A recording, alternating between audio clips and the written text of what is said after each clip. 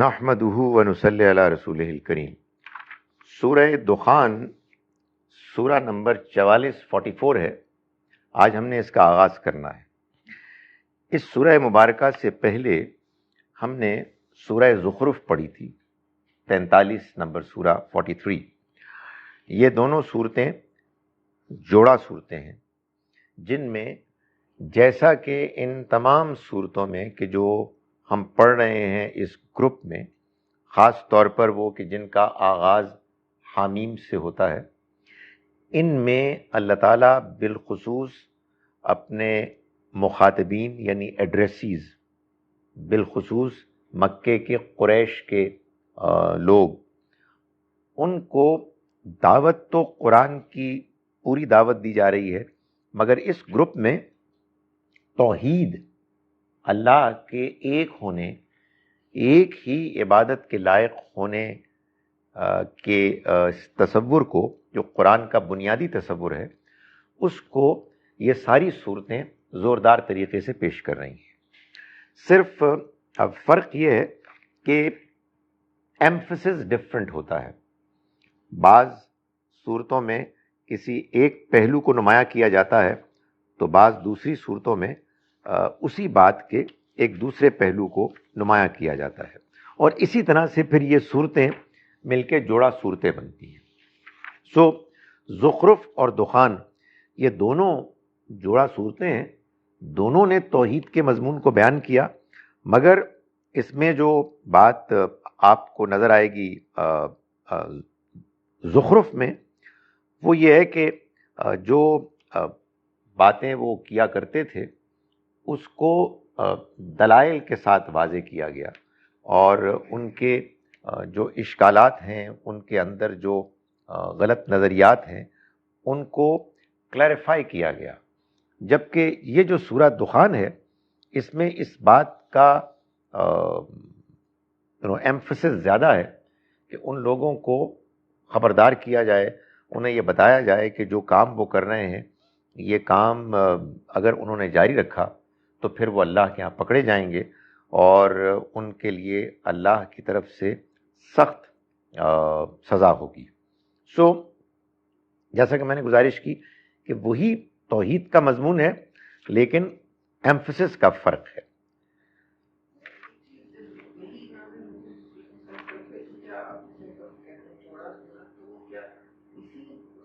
وہ اصل میں باقی لوگ بھی سن رہے ہیں، آخر میں کریں گے ہم یہ بات، ورنہ وہ ڈسکشن ان تک پہنچتی نہیں ہے۔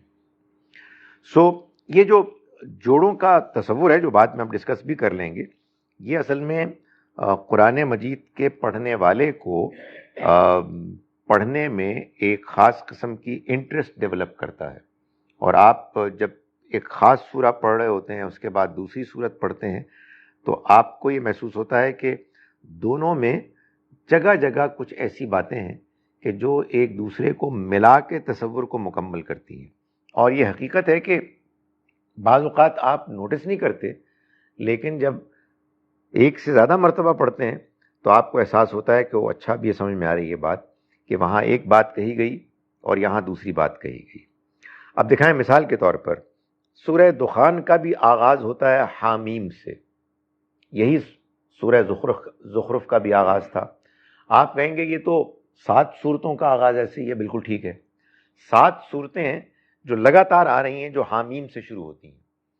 ان سب کا حامیم سے شروع ہونا در حقیقت اس بات کی علامت ہے کہ ان سب کا مضمون ایک طرح کا ہے۔ ان کا مطلب کیا ہے، ہم ابھی تک نہیں جانتے۔ میں نے یہ جملہ نہیں بولا کہ ہم جان نہیں سکتے، ہم ابھی تک نہیں جانتے۔ ہم جان سکتے ہیں، اس لیے کہ بعض صورتیں ایسی ہیں کہ جن میں جو آغاز میں ان کے حروف مقطعات ہیں، ان کو حروف مقطعات کہتے ہیں، یعنی یہ حروف وہ ہیں کہ جن کو الگ الگ کر کے پڑھا جاتا ہے، ملا کر لفظ نہیں بنایا جاتا، بلکہ ہاں کو الگ پڑھا، میم کو الگ پڑھا۔ یہ جن صورتوں کے آغاز میں آتے ہیں، معلوم یہ ہوتا ہے کہ ان حروف کا جو مفہوم ہے وہ ان صورتوں کے مفہوم کے ساتھ مناسبت رکھتا ہے، اور وہ ایک فیمس مثال ہے جو میں بار بار پیش کرتا ہوں، میں اس کی تفصیل میں نہیں جاؤں گا. وہ سورہ قلم ہے. نون آیا ہے, نون کا مطلب مچھلی ہے, اور آگے چل کے مچھلی کا ذکر ہے. تو اسی طرح سے تمام صورتیں کہ جن کے شروع میں کوئی حروف مقطعات آئے ہیں, ان کے حروف کے مفہوم اور صورتوں کے مضمون میں مناسبت ہے. اس سے یہ بات آپ سے آپ واضح ہوئی کہ اگر چند صورتوں کا آغاز انہی حروف مقطعات سے ہو رہا ہے تو پھر ان صورتوں کے مضامین میں آپس میں اشتراک ہوگا. تو یہاں حامیم دونوں صورتوں میں ہے, لیکن جس سے یہ دونوں صورتیں ایک اور پہلو سے نمایاں ہوتی ہیں وہ یہ ہیں کہ دونوں کی دوسری آیت بھی وہی ہے, والکتاب المبین. گواہ ہے واضح, یہ واضح کتاب. یعنی اس سورہ میں بھی اس کا آغاز ایسے ہی ہوا اور یہاں بھی ایسے ہی ہوا. میں نے آپ کو بتایا کہ واو جو ہے قرآن مجید میں, یہ اصل میں عربی زبان میں قسم کے لیے ہے. آپ کو معلوم ہے نا کہ ہر زبان میں, ہماری زبان میں بھی ایک ہی لفظ ہے کہ جو کئی مفاہیم کے لیے آ جاتا ہے, اور اس کا معلوم کیسے ہوتا ہے؟ اس کے سیاق سباق سے. یعنی وہی لفظ ہے چشمہ, چشمہ اور بہتا ہوا چشمہ. تو آپ کہیں جی کہ وہ میں گیا پکنک منانے اور بڑا زبردست چشمہ تھا وہاں, تو ظاہر ہے اس سے مراد یہ نہیں ہو سکتا. اور ذرا میرا چشمہ تو لا دو, اس سے وہ مراد نہیں ہو سکتا. تو ظاہر ہے کہ لفظ وہی ہے مگر اس کے استعمال سے اس کا مفہوم معلوم ہو جائے گا. تو اسی طرح سے واو ہے. عربی زبان میں واو کا اکثر استعمال تو ہے اینڈ کے لیے, اور جو ہماری اردو میں ہے, لیکن یہی لفظ آتا ہے قسم کے لیے بھی, والعصری, واللہ, زمانے کی قسم. جب یہ اس مفہوم میں آتا ہے تو پھر بعد میں آنے والے ناؤن کو وہ جر زیر دے دیتا ہے, والعصری, والتینی, والعادیاتی وغیرہ وغیرہ. اس سے مراد ہے قسم, واللہ. لیکن قسم سے مراد کیا, یہ میں ابھی آپ بتاتا ہوں. تیسرا واو کا جو مفہوم ہے, جو قرآن میں کہیں کہیں آیا ہے, اس سے مراد ہے یعنی. قرآن مجید میں مثال کے طور پر اس کی مثال ہے کہ اللہ تعالیٰ نے عیسیٰ علیہ السلام کو سکھایا, وَعَلَّمَهُ الْكِتَابَ وَالْحِكْمَةَ وَالتَّوْرَاةَ وَالْإِنْجِيلَ. اللہ نے سکھائی ان کو کتاب اور حکمت, یعنی تورات اور انجیل. ورنہ آپ کو ماننا پڑے گا کہ اللہ نے 4 چیزیں سکھائی ان کو, ایک کتاب سکھائی اور ایک حکمت سکھائی اور ایک تورات سکھائی اور ایک انجیل سکھائی. نہیں, یہ درمیان والا جو واو ہے یہ یعنی کہ دیٹ از. اور ایک واو کا استعمال ہم کو قرآن میں ملتا ہے جس کا مطلب ہے قوما. ان کے بہت سے نبی آئے, موسیٰ و عیسیٰ و ہارون و ایوب, تو یہ واو جو ہے یہ قوما ہے اصل میں. سو یہ جو واو یہاں ہے یہ قسم کے لیے ہے. تو قسم جو ہے وہ ہم تو کھاتے ہیں کہ اپنی بات کو ایمفسائز کرنے کے لیے کہ محسوس ہو کہ دوسرا بندہ میری بات تو مانے گا نہیں. اس کو معلوم ہے میں عام طور پر تو بہت صحیح بات نہیں کرتا, تو ذرا اس کو متاثر کرنے کے لیے اللہ کی قسم میں بتا رہا ہوں کہ یہ ایسے ہی ہے. تو یہ ہم اللہ کی قسم, اب تو خیر کھانی نہیں چاہیے, اس لیے کہ یہ بھی وہی بندہ بات کرے گا کہ جو جھوٹ بولتا ہے, تو اس کو اعتماد ہی نہیں ہے کہ اس کی بات کوئی مانے گا. تو کہتے وہ پھر اس لیے ذرا زور دینے کے لیے آدمی کرتا ہے. لیکن اللہ تعالیٰ کو تو اس طرح کی قسم کھانے کی کوئی ضرورت نہیں ہے. کس کی قسم کھائے؟ اپنی کھائے. سو اللہ تعالیٰ قرآن مجید میں جب بھی قسم کھاتے ہیں تو اس تمام قسموں کو جب سامنے رکھا جائے تو یہ معلوم ہوتا ہے کہ اس سے مراد ہے گواہی, دلیل, ثبوت. اس کی بہترین مثال ہے یاسین والقرآن الحکیم انک لمن المرسلین. یہ سورہ یاسین ہے اور پر حکمت قرآن گواہ ہے اس بات پر کہ آپ رسولوں میں سے ہیں. یعنی آپ کے اللہ کے رسول ہونے کا ایک بہت بڑا ثبوت یہ پر حکمت قرآن ہے. تو اسی طرح سے یہ بھی ہے. والکتاب المبین, گواہ ہے یہ واضح کتاب. کس چیز پر؟ کہ یہ اللہ کی کتاب ہے. آپ کہیں گے کہاں لکھا ہے؟ میں کہوں گا کوئی نہیں لکھا. قرآن میں یہ بھی بہت اسلوب ہے کہ ایک بات موجود ہوتی ہے مگر امپلائڈ ہوتی ہے، یعنی اس کو الفاظ میں بیان نہیں کیا جاتا. اس کو کہتے ہیں حذف. ایک بات موجود ہے لیکن الفاظ میں نہیں ہے.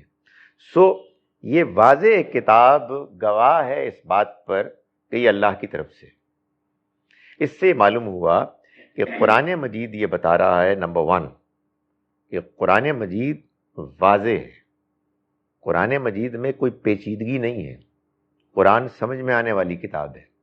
اللہ نے اگر یہ انسانوں کی ہدایت کے لیے نازل کی ہے تو اس کو ایسے ڈیزائن کیا ہے کہ جو بات اس کے ذریعے سے لوگوں تک پہنچانی مقصود ہو وہ بات بالکل واضح ہے. اور یہی اس کی دلیل بھی ہے کہ اللہ کی کتاب ہے.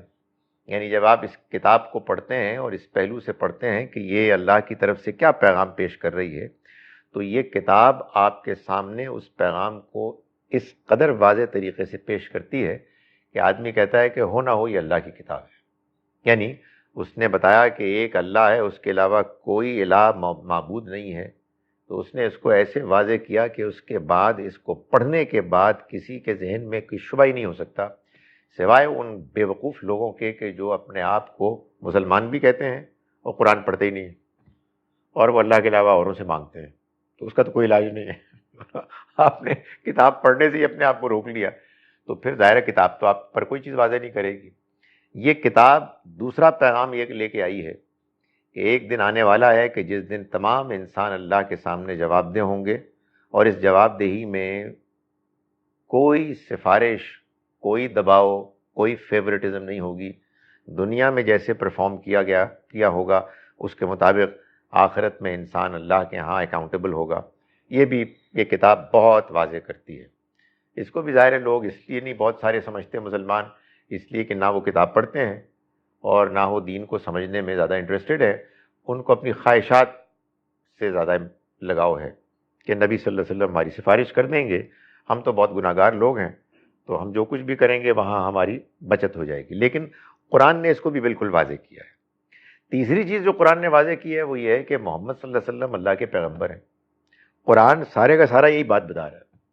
قرآن کو اول تا آخر لے کے آپ پڑھیں تو آپ یہ محسوس کریں گے کہ قرآن یہ بتا رہا ہے کہ یہ اللہ کے پیغمبر ہیں بھائی، ان کو مانے بغیر کوئی چارہ ہی نہیں ہے.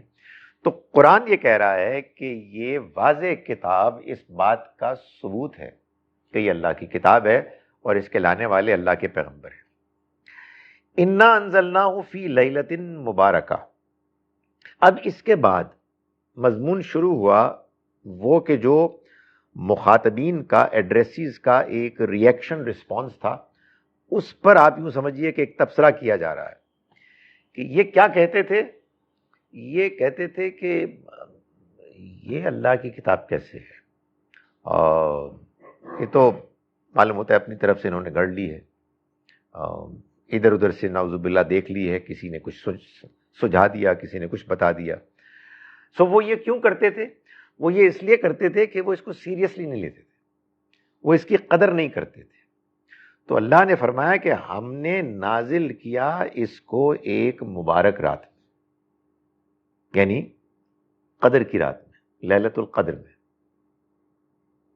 سورہ بقرہ کی آیت نمبر 185 جو ابھی ہم نے رمضان کے مہینے میں بہت سنی، کہ جس میں اللہ تعالیٰ فرماتے ہیں کہ شہر رمضان الذی انزل فیہ القرآن. رمضان کا مہینہ وہ ہے جس میں قرآن نازل ہوا. اللہ تعالیٰ نے سورہ قدر میں بتایا انا انزلناہ فی لیلۃ القدر، ہم نے اس کو لیلۃ القدر میں، قدر کی رات میں نازل کیا.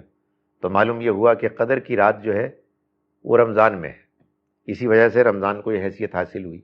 اور یہاں بھی اللہ تعالیٰ نے فرمایا کہ انا انزلناہ فی لیلۃ مبارکہ، ہم نے اس کو ایک مبارک رات میں نازل کیا. ظاہر ہے یہ رات بھی قدری کی رات ہے. یہ بھی آپ یہ دیکھیے کہ بعض لوگوں کی قرآن مجید سے عدم دلچسپی کا یہ حال ہے کہ وہ یہ کہتے ہیں کہ یہ اصل میں کیا ہے، یہ 15ویں شعبان ہے، شب برات ہے. خدا کے بندو، انا انزلناہ فی لیلۃ مبارکہ، انا انزلناہ فی لیلۃ القدر، کسی آپ 5 سالہ بچے کو بھی یہ سمجھا سکتے ہیں کہ دیر فور لیلۃ القدر از ایکول ٹو لیلہ مبارکہ. دونوں ایک ہی رات ہوں گی، 2 راتیں تو نہیں ہو سکتی. تو بڑی واضح بات ہے. اس واضح بات کو اگر مسلمان نہ سمجھیں اور 15ویں شعبان کو پٹاخے بجائے اور کہے کہ یہ وہ والی رات ہے، تو ظاہر ہے کہ یہ بڑی افسوس کی بات ہے. اس کے بعد اللہ میں اور کیا کر سکتے ہیں؟ تو فرمایا کہ ہم نے نازل کیا اس کو ایک بابرکت رات میں. بابرکت یعنی وہ رات کہ جس میں اللہ جو فیصلے صادر فرماتا ہے وہ فیصلے پھر امپلیمنٹ ہوتے ہیں، ان کے دور رس نتائج ہوتے ہیں. وہ فیصلے ہر طرح کے ہوتے ہیں. ایسے بھی ہوتے ہیں جس میں کہ بعض لوگوں کے لیے سزا ہوتی ہے، ایسے بھی ہوتے ہیں کہ اس میں لوگوں کے لیے انعام ہوتا ہے. لیکن چونکہ فیصلے سارے کے سارے اللہ کے ہوتے ہیں، اللہ کا فیصلہ اگر کسی کے لیے سزا کا بھی ہو تو وہ اپنے اوور آل سینیریو میں، پوری دنیا کے زندگی کے نظام کے نقطۂ نظر سے اس میں برکت ہی برکت ہے. خدا کا کوئی فیصلہ نہ غلط ہوتا ہے نہ حکمت سے خالی ہوتا ہے. تو اس لیے فرمایا کہ ہم نے اس کو اسی رات میں نازل کیا کہ جو برکتوں والی رات ہے. انا کننا منذرین، ہم خبردار کرنے والے تھے. یعنی ہم قدر کی رات میں، برکت والی رات میں بہت سے فیصلے کرتے ہیں اگلے سال کے لیے. وہ سارے امپورٹنٹ فیصلے ہیں جن کو کہ آپ کہیے کہ خاص مجلس میں اناؤنس کر دیا جاتا ہے، سپرد کر دیا جاتا ہے.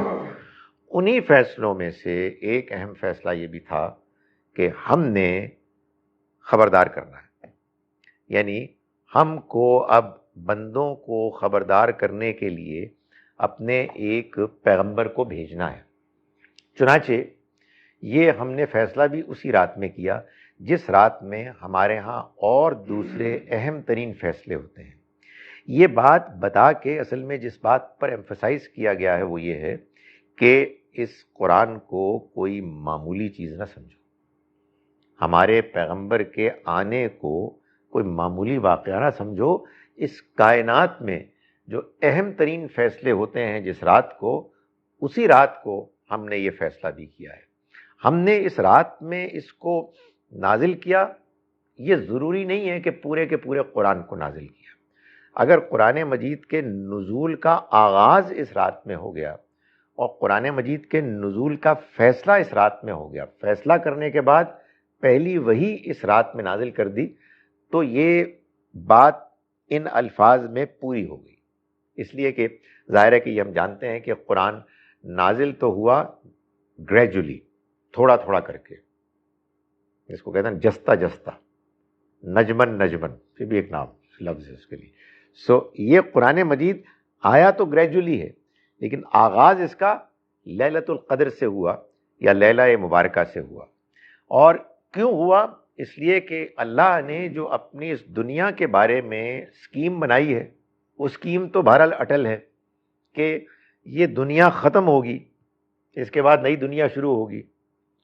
موت آئے گی، لوگ یہاں سے جائیں گے اور کہیں اور چلے جائیں گے.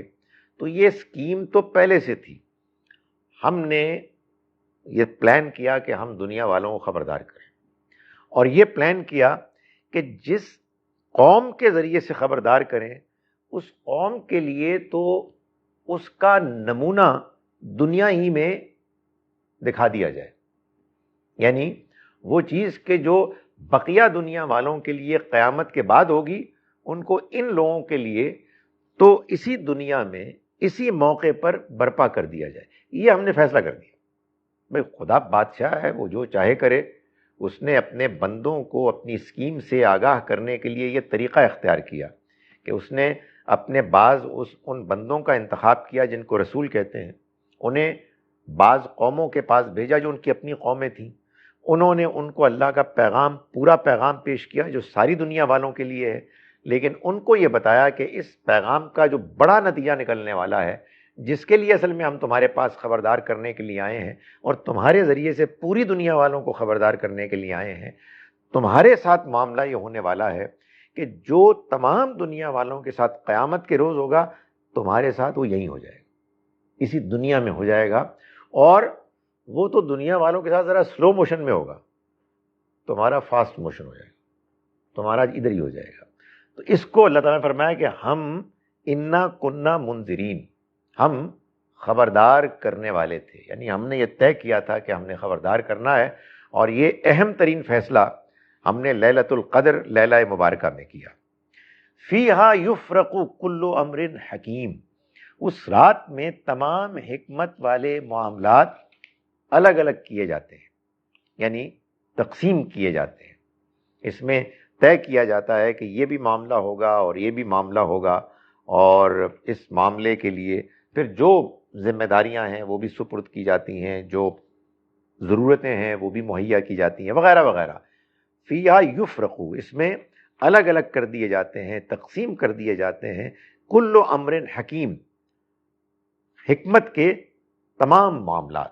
ظاہر اللہ کا ہر معاملہ حکمت کا معاملہ ہے، چاہے وہ انعام کا ہو، چاہے وہ سزا کا ہو، چاہے کسی کی اپوائنٹمنٹ کا ہو، وغیرہ وغیرہ. امرم من عندنا، وہ معاملات کے جو ہماری طرف سے طے کر کے دیے جاتے ہیں، یعنی وہ ہم کرتے ہیں.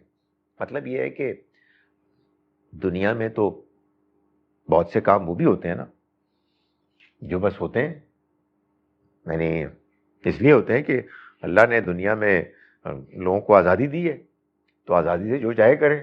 لیکن کچھ اللہ کی طرف سے پلانڈ کچھ فیصلے ہوتے ہیں جو وہ قدر کی رات میں کرتا ہے اور پھر وہ سپرد کر دیتا ہے، ان کو الگ الگ کر دیتا ہے. اور یہ بتایا کہ جو ہماری طرف سے فیصلہ تھا یہ کیا تھا، اِنَّا كُنَّا مُرْسِلِينَ، کہ ہم بھیجنے والے ہیں رسول کو. یعنی ہم نے اس دنیا میں ایک علاقے کا انتخاب کیا ہے، اس علاقے میں ہم اپنا نبی نہیں بلکہ نبیوں کے اندر ایک رسول بھیجیں گے. وہ رسول کے جو جب آئیں گے تو وہ اپنے ساتھ یہ اعلان لے کے آئیں گے کہ اب مان لو سرخرو ہو جاؤ، انکار کیا تو یہیں پہ پکڑے جاؤ گے. تو یہ ہم نے فیصلہ کیا تھا. چنانچہ اے قریش کے نادانوں، سیریس ہو جاؤ، اس بات کو سمجھ لو. یہ تم اس کا مذاق اڑا کے اس کو ٹال نہیں سکتے ہو. یہ اس رات فیصلہ ہوا ہے جس رات اہم ترین فیصلے ہوتے ہیں. کائنات کا چلانے والا اہم ترین معاملات کو طے کرتا ہے. ان اہم ترین معاملات میں سے اس قرآن کا نازل ہونا ایک معاملہ تھا، اور تم اس کا مذاق اڑا رہے ہو. تو سوچ لو کیا کیا نتیجہ نکلنے والا ہے. یہ ہے جو قرآن بیان کر رہا ہے. فرمایا رحمت من ربک، یہ خاص تمہارے رب کی رحمت سے، یعنی یہ جو رسول کا بھیجنا ہے، یہ خدا کا جو فیصلہ ہے، یہ اصل میں تمہارے رب کی رحمت ہے، کوئی شک ہی نہیں ہے.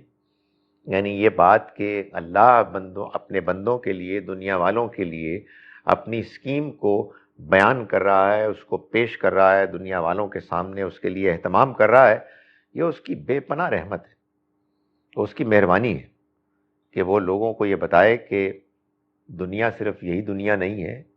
تمہیں اگر اس میں کچھ سیٹ بیکس ہوئے ہیں، پریشانیاں ہوئی ہیں، ڈونٹ وری، یہ کیا مسئلہ ہے. یہ دنیا کو یہ دنیا تھوڑی ہے، یہ دنیا تو آگے چلے گی. وہاں تمہاری تمام ایسی پریشانیاں جن سے کہ تم یہاں مایوس ہوئے ہو، ڈس اپوائنٹ ہوئے ہو، پوری ہو جائیں گی. خدا کی رحمت ہے. حقیقت واقعہ یہ ہے کہ قیامت کا ہونا اور اگلی زندگی کا آنا قرآن سے ثابت ہوتا ہے کہ یہ اللہ کی رحمت کا نتیجہ ہے. ہم اس کو روز بیان کرتے ہیں اپنی نمازوں میں کہ جب ہم یہ پڑھتے ہیں کہ الحمدللہ رب العالمین الرحمن الرحیم مالک یوم الدین، تو یہ جو بدلے کے دن کا مالک ہونا ہے یہ اصل میں اللہ کے رحمان و رحیم ہونے کا نتیجہ ہے. اسی کو قرآن مجید نے ایک اور جگہ پر سورہ انعام میں بتایا، 6 سورہ کی آیت نمبر 12 میں، کہ اللہ تعالیٰ فرماتے ہیں کہ کتب علی نفسہ الرحمہ، اس نے اپنے اوپر رحم کرنے کو لازم کر دیا. لیجمعنکم الی یوم القیامۃ لا ریب فیہ، وہ لازماً تم کو اکٹھا کرے گا قیامت کے دن جس کے آنے میں کوئی شک نہیں. اس کی وجہ یہ ہے کہ اگر قیامت نہیں آئی تو خدا رحمان و رحیم نہیں ہے، اس کو ثابت نہیں کیا جا سکتا. اس لیے کہ دنیا میں تو دھاندلیاں ہیں، دنیا میں زیادتیاں ہیں، دنیا میں تکالیف ہیں.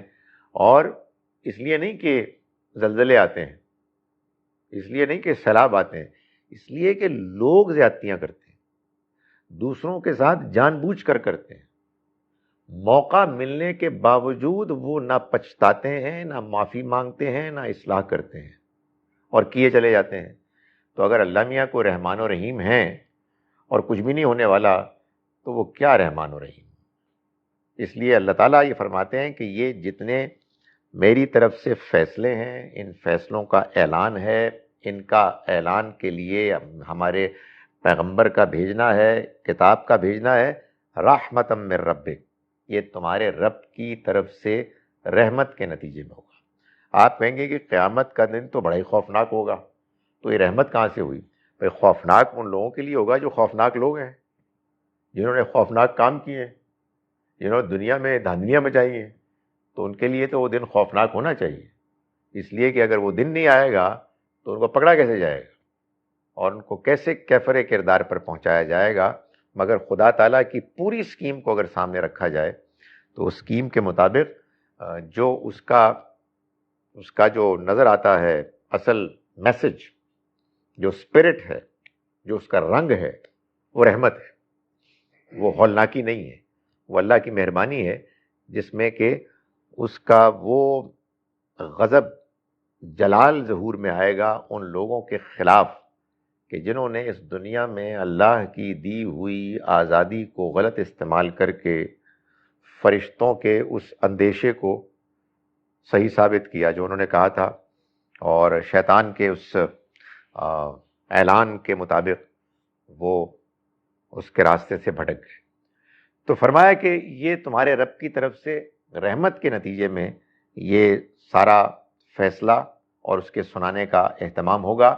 انہ هو السمیع العلیم، وہ سب کچھ سننے والا ہے، سب کچھ جاننے والا ہے۔ یہ بتانا ضروری ہے۔ دیکھیں قیامت کے بارے میں بیسیکلی دو موٹے موٹے سوال پیدا ہوتے ہیں کہ قیامت کیسے ہوگی۔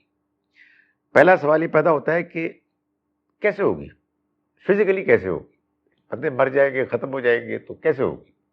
یہ سوال تھوڑا سا بچگانا سوال ہے۔ وجہ یہ ہے کہ اللہ تعالیٰ اس کا جو جواب دیتے ہیں، حالانکہ قرآن مجید نے یہ اس سوال کو، کفار کے اعتراض کو بار بار بیان کیا، زوردار ان کے اعتراضات ہوا کرتے، کیسے ہو جائے گا، گل سڑ کے ہم ہڈیاں ہو جائیں گے، قبروں میں کبھی جا کے دیکھا کھود کے کچھ بھی نہیں باقی رہتا، ریزہ ریزہ ہو جاتے ہیں، بڑی دور کی بات ہے، کیا بیوقوفی کی بات ہے کہ پھر اٹھیں گے، کبھی آیا ہے کوئی؟ سو لوگ جن کو بکواس کرنے کی زیادہ پریکٹس ہوتی ہے وہ اتنی خوبصورت طریقے سے بکواس کرتے ہیں کہ لوگ بالکل ششدر رہے تھے، کمال ہے یار، باقی یہ بات تو صحیح ہے، کوئی بھی واپس نہیں آیا۔ لیکن اللہ تعالیٰ اس کا جواب دیتے ہیں بہت سادہ، وہ کہتے ہیں کہ انہ یبدأ الخلق، اس نے پہلی مرتبہ پیدا کیا، ثم یعیدہ، پھر وہ دوبارہ کر دے گا۔ ان کا مطلب یہ ہے کہ واٹ از دا فس اباؤٹ، کیا پرابلم کیا تمہیں؟ بڑی سادہ سی بات ہے، اس نے پہلی مرتبہ پیدا کیا ہے، دوسری مرتبہ پیدا کر دے گا۔ سو یہ آنیسٹلی دس از اے نان ایشو۔ جو دو بات تھوڑی سی زیادہ حیرت انگیز ہے وہ یہ ہے کہ یار یہ ساری انفارمیشن یہ کہاں سے آئے گی؟ مطلب یہ ہے کہ اکاؤنٹیبلٹی کرنی ہے تو ادھر دنیا میں اکاؤنٹیبلٹی کا ایک بڑا مسئلہ یہ ہوتا ہے کہ پتہ ہی نہیں لگتا، ایسے ایسے کمال کے فراڈ لوگ ہوتے ہیں کہ چہرے پر نور ٹپک رہا ہوتا ہے۔ ہمارے کولیگ دوسرے کو مذاق میں کہتے تھے یار تو عجیب بندہ ہے، جتنا تو جھوٹ بولتا ہے اتنا تیرے چہرے پہ نور نظر آتا ہے۔ تو باقی دنیا میں ایسے ایسے لوگ ہیں کہ معلوم نہیں کیا میک اپ کر کے آتے ہیں، نہایت گھٹیا لوگ ہوتے ہیں، لیکن ایسی شرافت ٹپک رہی ہوتی ہے کہ معلوم ہے شریف آدمی ان کے سامنے نروس ہو جائے۔ تو دنیا میں نہیں پتہ لگتا، کوئی ایویڈنس نہیں ہوتا، کچھ نہیں ہوتا، بندہ جو ہے بڑی بڑی باتیں کر رہا ہو، سارے کہتے ہو یار یہ بڑا سینٹ آدمی ہے، بہت زبردست آدمی، اور نہایت فراڈ آدمی ہوتا ہے۔ یہ کیسے پتہ لگے گا؟ تو اللہ تعالیٰ نے فرمایا انہ هو السمیع العلیم، وہ سب کچھ سننے والا ہے، سب کچھ جاننے والا، یعنی لٹرلی سب کچھ۔ وہ کہتا ہے نا انہ علیم بذات الصدور، سینوں کے بھیدوں سے بھی واقف ہے۔ خوفناک بات ہے، یہ بہت بہت خوفناک بات ہے، مگر یہ ریالٹی ہے۔ جب آپ اس پر غور کریں آدمی پریشان ہو جاتا ہے کہ اللہ میاں واقعی do you know everything and that thing too, my goodness. So یہ ہے، سو اس لیے اس کے ہاں یہ جو اکاؤنٹیبلٹی کا پروسیس ہے اس میں کوئی پرابلم نہیں ہوگی۔ فرمایا رب السماوات والارض وما بینہما، وہ آسمانوں کا اور زمین کا رب ہے اور جو کچھ اس کے مابین ہے، یعنی یہ پوری کائنات اس کی ہے۔ ایسا نہیں ہے کہ آپ کسی ایک کالونی میں رہ رہے ہیں جس میں گوروں کا، برٹشرز کا رول ہے، آگے جائے تو پورچوگیز کی کالونی ہے، پھر فرینچ کالونی ہے۔ نہیں، یہ ساری کالونی اللہ میاں کی ہے، اس کے علاوہ کوئی اور ہے ہی نہیں۔ سو پوری کائنات کا رب ہے، بنانے والا ہے، اور وہی جو ہے اس کا چلانے والا ہے۔ ان کنتم موقنین، اگر تم یقین کرنا چاہو۔ یہ قرآن مجید بار بار بیان کرتا ہے کہ آپ کو بات سمجھنے کی توفیق تب ہوگی جب آپ یقین کرنا چاہیں گے۔ آپ کہیں گے کہ یہ کیا بات ہوئی؟ یہ بات یہ ہوئی کہ جو آدمی بیوقوف بننا چاہے بیوقوف بن جائے گا۔ نہیں، یہ نہیں کہا جا رہا۔ کہا یہ جا رہا ہے کہ آپ کو اپنے ذہن کو کھلا رکھنا چاہیے۔ بات معقول ہے تو ماننے کے لیے تیار ہو جائیں، بات نامعقول ہے نہ مانیں، مگر یہ نہ ٹھانے کہ ہم نے ماننی نہیں۔ یہ بھی ایک بڑا ویسے کمال ہوتا ہے انسانوں کے اندر کہ آدمی طے کر لیتا ہے کہ میں نے یہ والی بات ہی نہیں مانی، کر لو جو کرنا ہے، تو اس کے بعد تو کچھ بھی نہیں ہو سکتا۔ سو آدمی یہ فیصلہ کرے کہ بھائی آئی ایم اوپن، مجھے آپ بات سمجھا دیں گے میں مان لوں گا۔ تو یہی بات کہی جا رہی ہے کہ اگر تم واقعی یقین کرنے کے لیے تیار ہو، نہیں ہو تو اللہ تعالیٰ آسمان سے بھی کچھ نہیں کرے گا، کچھ نہیں کرے گا۔ لیکن اگر تم تیار ہو تو پھر تمہیں یہ معلوم ہونا چاہیے کہ وہ آسمانوں اور زمین اور جو کچھ اس کے درمیان ہے وہ سب کا رب ہے، اس کا مالک ہے، اس کا چلانے والا ہے۔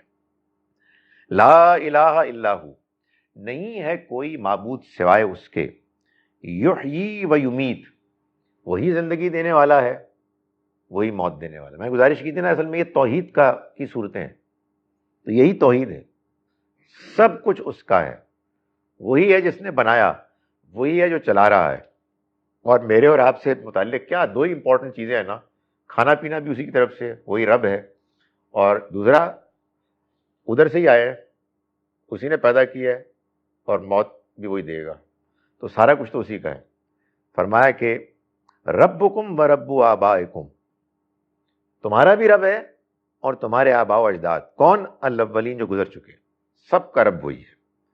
تو اب آپ دیکھیے، اس کے گھر میں رہ رہے ہیں، اس کی کالونی میں، اس کے دنیا میں، اس کی کائنات میں رہ رہے ہیں، تو بیٹر بیہیو، تمیز سے رہو، مطلب تمہاری کوئی حیثیت نہیں ہے، تم تھوڑے دنوں کے لیے آئے ہو اس کائنات میں، اس کی اس حیثیت کو ایکنالج کرو۔ فرمایا کہ بل ہم فی شک یلعبون، لیکن افسوس ہے کہ یہ ماننے کے لیے تیار نہیں ہے۔ کون؟ وہ جو مخاطبین تھے، بلکہ بجائے اس کے کہ وہ مانے، وہ شک میں مبتلا ہیں، کھیل کود میں پڑے ہوئے ہیں۔ یعنی اس میں بھی یہ جو بات ہے کہ شک میں مبتلا ہیں، تو لوگوں کا خیال یہ ہے کہ شک بہت بری چیز ہے، تو اگر شک نہیں کرنا تو پھر کیا کرنا ہے؟ یقین کرنا ہے۔ یقین بہت ساری آدمی کرتا ہے بیوقوفی کی چیزوں پر، اور لوگ بہت سارے ایسے ہیں کہ جو کہتے ہیں چونکہ یقین بڑا امپورٹنٹ ہے اس لیے ہمیں یقین کرنا ہے۔ نہیں، یہ مطلب نہیں ہے۔ مطلب یہ ہے کہ وہ والا شک کہ جو آپ کے اندر پیدا ہوتا ہے because you don't want to understand, طبیعت لاؤبالی ہے، آپ کے پاس ٹائم ہی نہیں ہے، آپ نے اپنی منمانی کرنی ہے، اپنی خواہشات پوری کرنی ہے، آپ کے اپنے کچھ ٹارگٹس ہیں، اس لیے یو ڈونٹ ہیو ٹائم، آپ کے پاس فوکس کرنے کے لیے انکلینیشن نہیں ہے، تو اس کے نتیجے میں بات کیسے سمجھ میں آئے گی؟ پھر تب تو ظاہر ہے کہ شکوک ہی پیدا ہوں گے۔ تو فرمایا کہ نہیں، یہ ماننے کے لیے تیار نہیں ہے، بلکہ یہ شک میں مبتلا ہیں، کھیل کود کر رہے ہیں۔ بس دنیا جتنی ہے اس کو انجوائے کرو، بابر بائش کوش کے عالم دوبارہ نہیں، جب دوبارہ زندگی نہیں آنے والی تو بڑا لاجیکل کنکلوژن ہے یہ، عیش کرو، کھاؤ پیو مزے کرو، اس لیے کہ واپس تو اس کے بعد تو کوئی زندگی نہیں ہے۔ تو اس کے نتیجے میں ان کے ہاں اس پیغام کے بارے میں سنجیدگی نہیں پیدا ہوتی۔ یہ قرآن کا بڑا واضح ایک آپ کا یہ مقدمہ دعویٰ ہے کہ لوگ دین کو اس لیے نہیں سمجھ پاتے کہ دین کے سمجھنے میں کوئی مشکل ہے، بلکہ لوگوں کے سمجھنے کی انداز، سنجیدگی اپروچ میں گڑبڑ ہے. اور وہ کیوں ہے؟ اس لیے کہ وہ دنیا میں ان کی جو انوالومنٹ ہے اس کے بعد وہ اس پیغام کو سننے کے لیے تیار نہیں ہے کہ جو بیسیکلی لیٹس فیس اٹ، یہ جو پیغام ہے یہ زندگی کا پیغام نہیں ہے، یہ موت کا پیغام. اور موت کوئی بڑی پسندیدہ چیز نہیں ہے لوگوں کے لیے، بڑی بورنگ خطرناک چیز ہے. تو اس لیے لوگ سننے کے لیے تیار نہیں. سو اللہ تعالیٰ نے فرمایا کہ یہ شبے میں پڑے ہوئے ہیں اور کھیل کود کر رہے ہیں. فرتقب، اب ان کا کیا کیا جا سکتا ہے؟ کوئی علاج ہی نہیں ہے. بھائی کوئی سمجھنے کے لیے تیار ہو تو اس سے کوئی بات کی جائے، لیکن وہ بات کریں گے تو آپ کو کاٹ کھانے کے لیے آپ کے پیچھے پڑ جائیں گے، اس لیے کہ وہ ماننے کے لیے تیار نہیں ہے. تو پھر اللہ تعالیٰ فرماتے ہیں فرتقب، تو آپ انتظار کریں.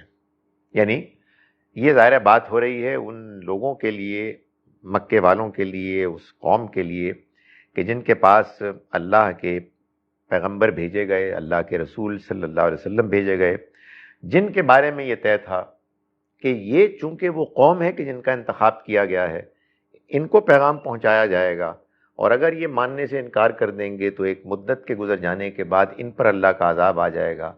تو اب فرمایا گیا کہ اگر یہ مان نہیں رہے ہیں اور یہ مذاق اڑا رہے ہیں تو انتظار کریں. یہ سمجھانے کا کام تو بہت ہو گیا. اسی لیے یہ صورتیں جو ہیں یہ بھی اور زخرف بھی، یہ اصل میں بات کی صورتیں ہیں، یعنی ہجرت و برات. یہ وہ ٹائم آ گیا ہے کہ جب اب آخری ان کے ساتھ گویا کہ مکالمہ ہو رہا ہے.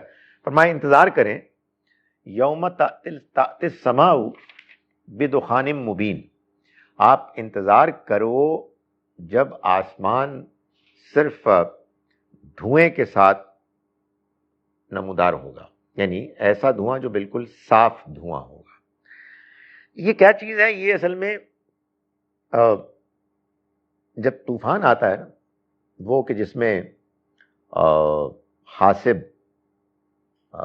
پتھر اور چیزیں ہوتی ہیں جن سے کہ وہ عذاب نازل ہوتا، تو وہ ایسے اٹھتا، اور ابھی سورج کی روشنی پڑ بھی رہی ہو تو وہ اوپر کی طرف آسمان کی طرف ایسے آتا ہے کہ جو اگر آپ ذرا دور سے اس کو اپروچ کرتے ہوئے دیکھیں تو وہ دھوئیں کی مانند نظر آتا ہے. یعنی روشنی تو رکنی شروع ہو جاتی ہے اور وہ ایک دھواں سا نظر آتا ہے. تو اللہ تعالیٰ نے فرمایا کہ پھر اس کا انتظار کریں، یعنی کوئی اس طرح کی چیز ہونے والی ہے. یہ ایک آپ سمجھیے کہ ایک علامت بیان کر دی. وہ عذاب کیسے آئے گا ابھی قرآن نے واضح نہیں کیا. قرآن نے شروع میں بس یہی بتایا کہ عذاب آنا ہے. وہ عذاب زلزلہ بھی ہو سکتا تھا، وہ عذاب سیلاب بھی ہو سکتا تھا، وہ عذاب اس طرح کا کوئی طوفان بھی ہو سکتا تھا، بجلی کی کڑک بھی ہو سکتی تھی، وغیرہ وغیرہ. یہ بات اللہ تعالیٰ نے صراحت کے ساتھ بیان نہیں کی کہ وہ عذاب کس شکل میں ہوگا، اس سے فرق بھی کوئی نہیں پڑتا. یہاں اس کو یوں بیان کیا گیا کہ پھر اس طرح کی کسی چیز کا انتظار کریں کہ جس کے نتیجے میں ان کے اوپر اللہ کی پکڑ آ جائے گی. وہ جب آئے گا تو یخش الناس، ان لوگوں پر چھا جائے گا. یعنی آج جو ہمارے پیغام کا مذاق اڑا رہے ہیں اور اس کو سنجیدگی سے سننے سمجھنے کے لیے تیار نہیں ہیں، جب ان کا دنیا میں رہنے کا وقت ختم ہو جائے گا تو پھر وہ دن آ جائے گا اور پھر ان کی پکڑ شروع ہو جائے گی ایسے کہ یہ بچ کے نہیں جائیں گے. ربنا اکشف عنا العذاب انا مومنون، ھذا عذاب علیم. جب وہ لوگوں پر چھا جائے گا تو یہ بتایا جائے گا کہ یہ ایک دردناک عذاب ہے، وہ کہ جس کا وعدہ کیا جا رہا تھا. جب وہ اس کو دیکھیں گے تو وہ پکار کے کہیں گے ربنا اکشف عنا العذاب، اے ہمارے رب تو ہم سے اس عذاب کو ٹال دے. انا مومنون، ہم ایمان لائے ہیں، اب ہم ایمان لاتے ہیں. یعنی مطلب یہ ہے کہ جب وہ واقعی اپنی آنکھوں سے دیکھ لیں گے کہ یہ تو وہی جس سے ڈرا رہے تھے تو ہو گیا، تو پھر اس کے بعد ان کو ہوش آئے گی اور وہ کہیں گے جی اب ہم نے مان لیا اور اب ہمیں مزید مہلت دے. یہ وہ کہیں گے، یہ ان کو خبردار کیا جا رہا ہے کہ دیکھو اب تم مذاق اڑا رہے ہو، اس وقت تم یہ کہو گے. اب ظاہر ہے کہ کوئی اگر ریزنیبل آدمی ہو تو وہ یہ کہے کہ یار okay, I am not too sure but let's talk about it. لیکن وہ یہ نہیں کرتے تھے، وہ مخالفت کرتے تھے، وہ پیغام پیش کرنے والوں کو ٹارچر کرتے تھے، ان کو اذیتیں دیتے تھے. یہ ان کا حال ہو گیا تھا. اور اللہ تعالیٰ ان کو خبردار کرے جا رہے ہیں کہ وہ دن جب آئے گا تو اس دن پھر تم بچ کے نہیں جاؤ گے اور پچھتاؤ گے اور کہو گے کہ ہمیں اب مزید موقع دیا جائے. انا لہم الذکر، فرمایا کہ اب ان کے لیے نصیحت کا کیا فائدہ، اب نصیحت سے کیا ہوگا، اس سے کیا فرق پڑتا ہے؟ اس لیے کہ وہ جو مہلت تھی، جس مہلت میں آپ کو یہ سب کچھ کرنا تھا، اس مہلت کو تو آپ نے ٹال دیا، ضائع کر دیا. تو انا لہم الذکر، آپ کیا فائدہ یاد دہانی کا، وقد جاءہم رسول مبین، جبکہ ان کے پاس ایک ایسے رسول آئے کہ جو بالکل واضح بات پہنچانے والے تھے. کھول کھول کر انہوں نے اللہ کے پیغام کو ان کے سامنے بیان کر دیا تھا. تب تو ماننے کے لیے تیار نہیں تھے. اب وہ کہتے ہیں جب عذاب نظر آ گیا تو اب ہمیں مزید مہلت دیں. نہیں، اب نہیں ملے گی. وجہ یہ ہے کہ اللہ نے اس دنیا کی زندگی کو جس طرح کا امتحان بنایا ہے، اس امتحان کے جو سب سے امپورٹنٹ فیچر ہے وہ یہ ہے کہ اصل حقائق غیب میں ہیں، ان کو ہم دیکھ نہیں سکتے، ان کو ہم صرف دلائل سے سمجھ سکتے ہیں.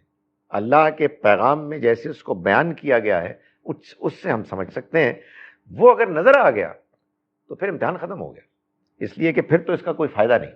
تو فرمایا کہ جب وہ آ جائے گا اور آنے کے بعد یہ سٹ پٹائیں گے اور کہیں گے کہ اب ہم ایمان لائے، اس وقت یاد دہانی حاصل کرنے اور ماننے کا کوئی فائدہ نہ ہوگا، جبکہ اس سے پہلے ان کے پاس ہمارے رسول آ گئے جنہوں نے آ کر پیغام کو بہت واضح طریقے سے ان تک پہنچا دیا. ثم تولوا عنہ، پھر وہ اس سے منہ موڑ گئے، یعنی انہوں نے اس پیغام کو سنا اور سننے کے بعد منہ موڑ دیا. وقالوا معلم مجنون، اور صرف منہ ہی نہیں موڑا. قرآن سے معلوم ہوتا ہے کہ دیکھیں، اگر آپ غور کریں تو نبی صلی اللہ علیہ وسلم کے دعوت دینے کے بعد سے لے کے اور اس پورے دین کے پیغام کے چھا جانے کے درمیان کوئی 18-20 سال کا عرصہ ہے، یعنی 2-3 سال آخری سال تو ظاہر دین کے غلبے کے ہیں. اس دوران میں ایسا نہیں ہوا کہ سب لوگ پہلے دن ہی مان چکے، لوگوں کو اپنا اپنا وقت لگا. تو ان میں وہ لوگ کہ جو مثال کے طور پر ابھی مان نہیں رہے تھے مگر سوچتے ضرور تھے کہ یار یہ چکر کیا ہے، ان کو جلد یا بدیر موقع مل گیا، توفیق مل گئی، انہوں نے مان لیا. لیکن کچھ ان میں وہ کٹر لوگ تھے کہ نہ صرف یہ کہ وہ مان نہیں رہے تھے بلکہ مخالفت میں آخری حد کو پہنچ گئے تھے، مذاق، تنقید آخری حد کو، جیسے کہ ایک دشمنی مول لے لی. یعنی آنیسٹلی ایک بندہ ایک انتہائی معقول بیان کر رہا ہے، مان لیا یار آپ کا خاندان اس کے خلاف ہے، بندہ دل میں سوچتا ہے یار بات ویسے کچھ ہے، سو لیٹس ویٹ اینڈ سی. تو ایسے بھی لوگ تھے جن کو بعد میں اس کا موقع مل گیا. مگر کچھ لوگ وہ تھے کہ جن کے بارے میں اللہ تعالیٰ فرما رہا ہے ثم تولوا عنہ، پھر انہوں نے ان سے منہ موڑا. وقالوا، اور انہوں نے کہا معلم مجنون، یہ تو سکھائے گئے ہیں اور یہ مجنون دیوانے ہیں، نعوذ باللہ. یعنی ایک ان کو تو کچھ لوگ ٹیچ کر رہے ہیں ادھر ادھر سے. کون ٹیچ کر رہا ہے بھائی؟ وہ جن کے بارے میں آپ میرے ٹیچ کر رہے ہیں وہ تو خود مخالف ہیں. سو آپ کو تو نہ لکھنا آتا تھا نہ پڑھنا آتا تھا، لیکن آبویسلی ان لوگوں کو اپنے فالوورز کو کچھ نہ کچھ تو بتانا تھا. سو وہ کہتے تھے کہ یہ ان کو سکھایا گیا ہے، ڈونٹ بی ٹو امپریسڈ. یہ جو تمہیں بتاتے ہیں نا باتیں پچھلی قوموں کی، کوئی نوح کی خبر ہے، کوئی ابراہیم کی ہے، کوئی موسیٰ کی ہے، یہ ان کو کہیں اور سے بتا رہے ہیں مدینے والے لوگ فلاں فلاں، اور دیوانہ قرار دیا. مجنون اس لیے کہتے تھے، یعنی ظاہر ہے آبویسلی کوئی آپ جب الزام لگاتے ہیں تو اس کے پیچھے کوئی تک ہوتی ہے. تو وہ یہ تھا کہ آپ چونکہ یعنی نبی صلی اللہ علیہ وسلم لوگوں کو دعوت دیتے تھے پورے یقین کے ساتھ، پوری ہمدردی کے ساتھ، تو آپ کے اندر وہ ہمدردی، وہ یقین، وہ کنسرن نظر آتا تھا.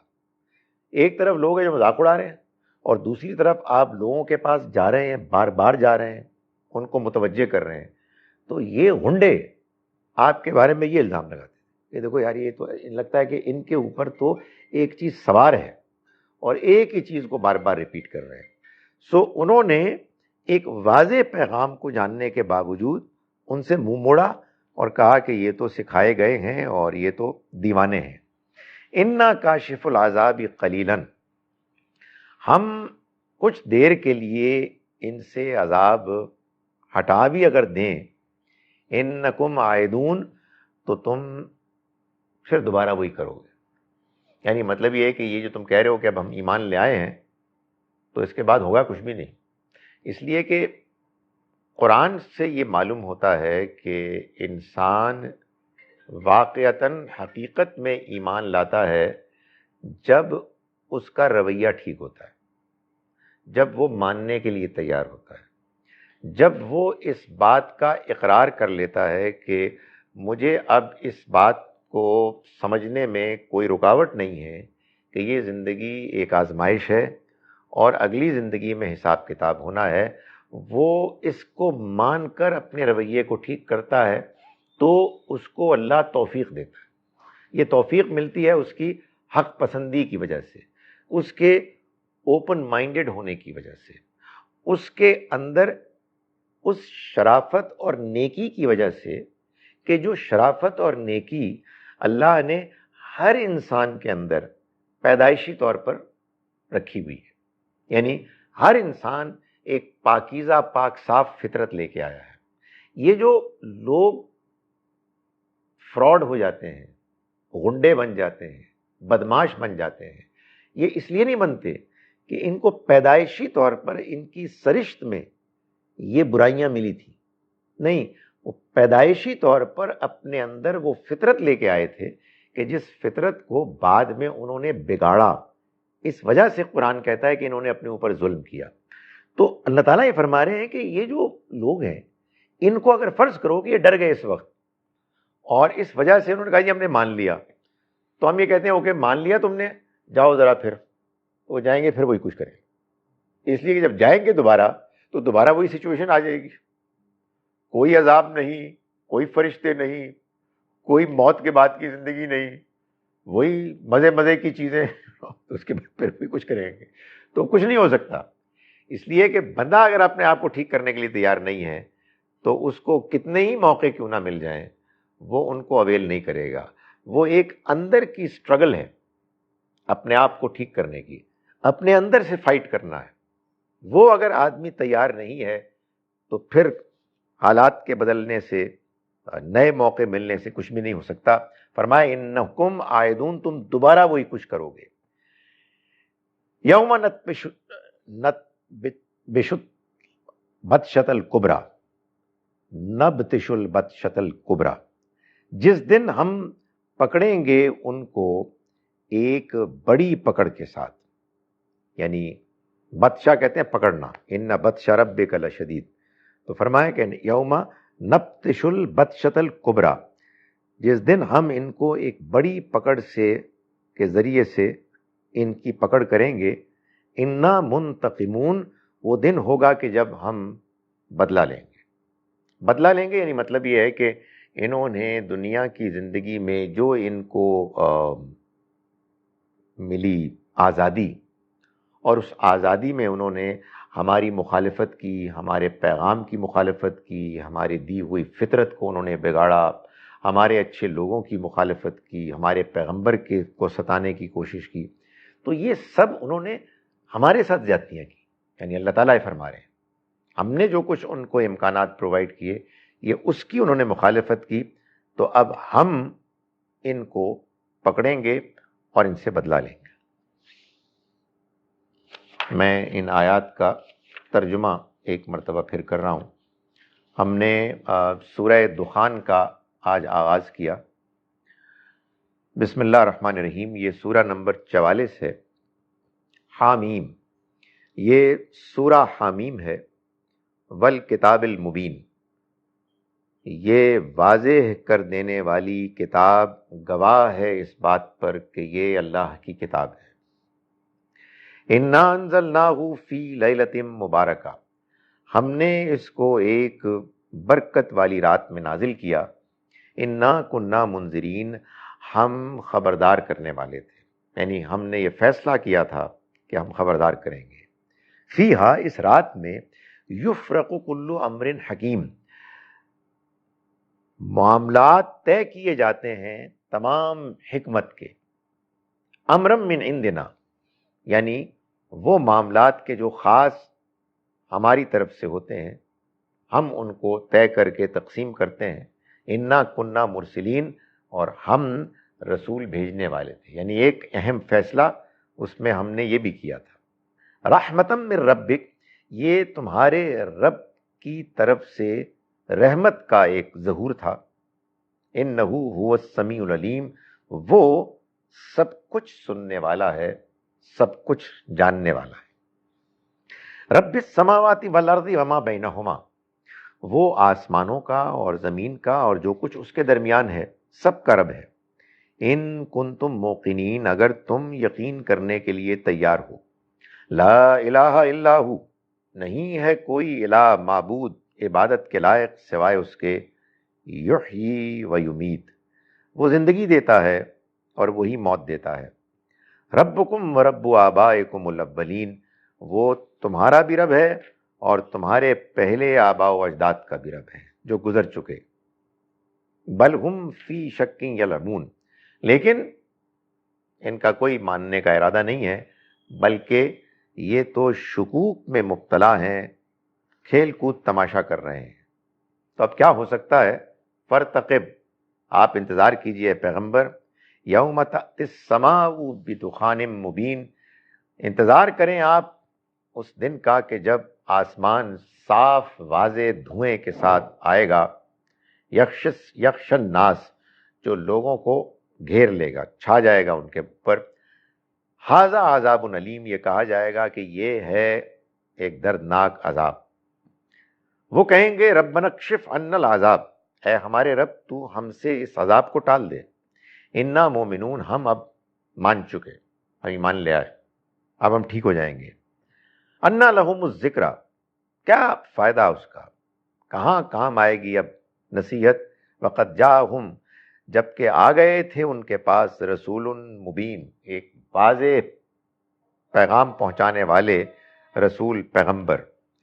ثم تولوا عنہ، وہ واضح پیغام پہنچانے والے پیغمبر آئے پھر بھی انہوں نے منہ موڑا ان سے. وقالو، اور انہوں نے کہا معلم مجنون، سکھائے گئے ہیں یہ اور دیوانے ہیں. انا کاشف العذاب، ہم اگر اس عذاب کو ٹال بھی دیں قلیلاً، تھوڑی دیر کے لیے، انکم عائدون، تم دوبارہ کرو گے، تم دوبارہ وہی حرکتیں کرو گے. یوم نبطش البطشۃ الکبریٰ، جس دن ہم اس بڑی پکڑ کے ساتھ پکڑیں گے. انا منتقمون، ہم اس دن انتقام لیں گے، یعنی اس دن ان کو معلوم ہوگا کہ یہ جو کچھ بھی انہوں نے کیا اس کے بدلہ لینے کا دن آ گیا ہے. اقول قولی ھذا واستغفر اللہ. قیامت کے دن، قیامت کے دن، یعنی دو قیامتیں ہیں نا جن کا ذکر ہے قرآن میں، چھوٹی ایک بڑی. تو وہ دونوں جب ڈسکرائب ہوتی ہیں تو کائنڈ آف مکسڈ اپ ہوتی ہیں، لیکن اصل میں چونکہ دونوں ایک ہی ریئلٹی کا بیان ہے، ایک تمہید ہے، ایک اس کی فائنل کلمینیشن ہے. ایک آپ کہیے دنیا میں اس کی دلیل ہے، دوسرا اس کی ریئلائزیشن ہے. سو اللہ تعالیٰ دونوں کو بیان کرتا ہے، لیکن وہ معلوم ہوتا ہے کہ کسی موقع پر کس بات کو بیان کیا جا رہا ہے. اس میں ایک میرا سوال یہ ہے کہ اس میں آیا کہ قرآن کو لیلۃ القدر نازل کیا گیا. اب نازل کیا گیا ان اٹس انٹائرٹی، کہ آیت کوئی ایک نازل کی شروع کیا گیا یا ختم کیا گیا. واٹ ڈز دس مین کہ جی ایک رات میں تو یہ 23 ایئرز میں نازل ہوا. جی، یہی معلوم ہوتا ہے جو آپ نے درمیان میں بات کہی کہ یہ جو ابتدائی آیات تھیں، سب سے پہلی وہی وہ اس رات کو نازل ہوئی. یہ جو ہمارے یہاں آتی ہے نا حدیثوں میں بحث کہ نبی صلی اللہ علیہ وسلم نے یہ بتایا کہ یہ رمضان کے آخری عشرے کی ہے اور کوئی طاق رات ہے، اور پھر یہ بتایا کہ ایک موقع پہ کہ میں تمہیں واضح طور پر بتانے آ رہا تھا مگر تم آپس میں لوگ جھگڑ رہے تھے تو مجھے بھلا دیا گیا. وہ کیا ہے؟ آپ ذرا غور کریں، نبی صلی اللہ علیہ وسلم پر یہ واقعہ ہوا نا، یعنی آپ ہی پہ تو قرآن نازل ہوا. سو جو پہلا قرآن نازل ہوا، سو جو بھی اس زمانے کا حساب کتاب تھا آپ کے ذہن میں کوئی ڈیٹ تو ہوگی. And then things started happening. مطلب آپ کی زندگی میں جو کچھ ہوا کسی اور کی زندگی میں ہوا ہی نہیں. اتنی زندگی آپ کی مصروف تھی، اتنے واقعات ہوئے، اتنی مشکلات تھیں اور اتنی ذمہ داریاں تھیں. So towards the latter part of his life جب یہ معلوم ہوا اور قرآن نے اس کو بیان کیا اور پھر اس پر ایمفسائز کیا کہ اب اس کو تلاش کرنا ہے اور لوگوں نے پوچھنا شروع کیا، تو آپ نے بتایا کہ یہ آخری عشرے میں ابھی طاق رات ہے. اس سے زیادہ کوئی ذہن میں آیا ہوگا؟ ایسے ہمارے یہاں بھی ہوتا ہے کہ کچھ ذہن میں آ گئی بات لیکن یا بھول گیا میں، تم لوگ باتیں ایسی کر رہے تھے میرے ذہن سے نہیں. تو آپ نے یہ بتایا، ظاہر ہے اللہ میاں نہیں کیا یہ کہ آپ کے ذہن میں پھر وہ ایگزیکٹ اس کی وہ نہیں آئی. تو اس سے صاف معلوم ہوتا ہے کہ اصل میں وہ پہلی رات جب آپ پر وحی نازل ہوئی یہ اصل میں اس کو بیان کر رہی ہے چیز. اور سچی بات ہے کہ پہلی رات ہی اہم ترین رات تھی. اسی سے سب کچھ کا آغاز ہوا. جی ایک سیکنڈ سوال کی کتاب جو قرآن میں لکھا ہے اٹس ان لوح محفوظ، دیٹ مینس یہ جو قرآن ہے اس کا پورا جو ٹیکسٹ ہے پہلے لکھا گیا اور پھر وہ تھوڑا تھوڑا درج ہوتا رہا. قرآن مجید لوح محفوظ میں ہے اور آپ فرما رہے ہیں کہ اس کا مطلب یہ ہے کہ لوح محفوظ میں موجود تھا اور پھر آہستہ آہستہ کر کے اتارا گیا. رائٹ. لیکن اس کو سمجھنے کیا ہے، یہ لوح محفوظ ایسے ہی ہے جیسے اللہ تعالیٰ کا عرش ہے. عرش کیا ہے پتہ نہیں، لوح محفوظ کیا ہے پتہ نہیں. تو آپ کہیں گے پتہ کیا ہے، میں بتاتا ہوں. عرش اصل میں اللہ کا ایڈمنسٹریشن کا سینٹر، جہاں سے وہ نظام چلا رہا ہے. آپ کو اور کس لینگویج میں کس لفظ میں بتاتا؟ بادشاہ ہوتے تھے، تخت پر بیٹھتے تھے، وہاں سے فیصلے سناتے تھے. اللہ نے اسی استعارے کو لیا اور یہ بتایا کہ ثم استوى علی العرش، پھر وہ عرش پر قائم متمکن ہو گیا، یعنی اس نے ایڈمنسٹریشن سنبھال لی، اس کائنات کو وہ چلا رہا ہے. لائک وائز اللہ کا علم ہے، وہ علم اٹل ہے. اس کو آپ کو کیسے ڈسکرائب کیا جائے؟ تو سمجھانے کے لیے بتایا لوح محفوظ. اللہ کا علم جو اٹل طے شدہ ہے، اس میں کوئی کمی بیشی نہیں ہو سکتی. یہ سارا علم وہی ہے، وہیں سے ہی آتا ہے.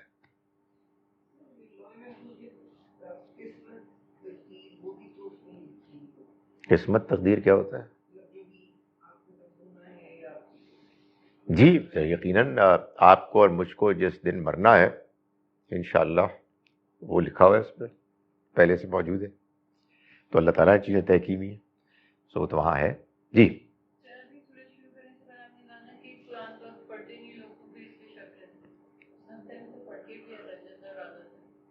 آپ نے فرمایا کہ قرآن لوگ پڑھتے نہیں ہیں اس لیے شک ہوتا ہے، تو وہ تو پڑھنے کے بعد بھی ہوتا ہے.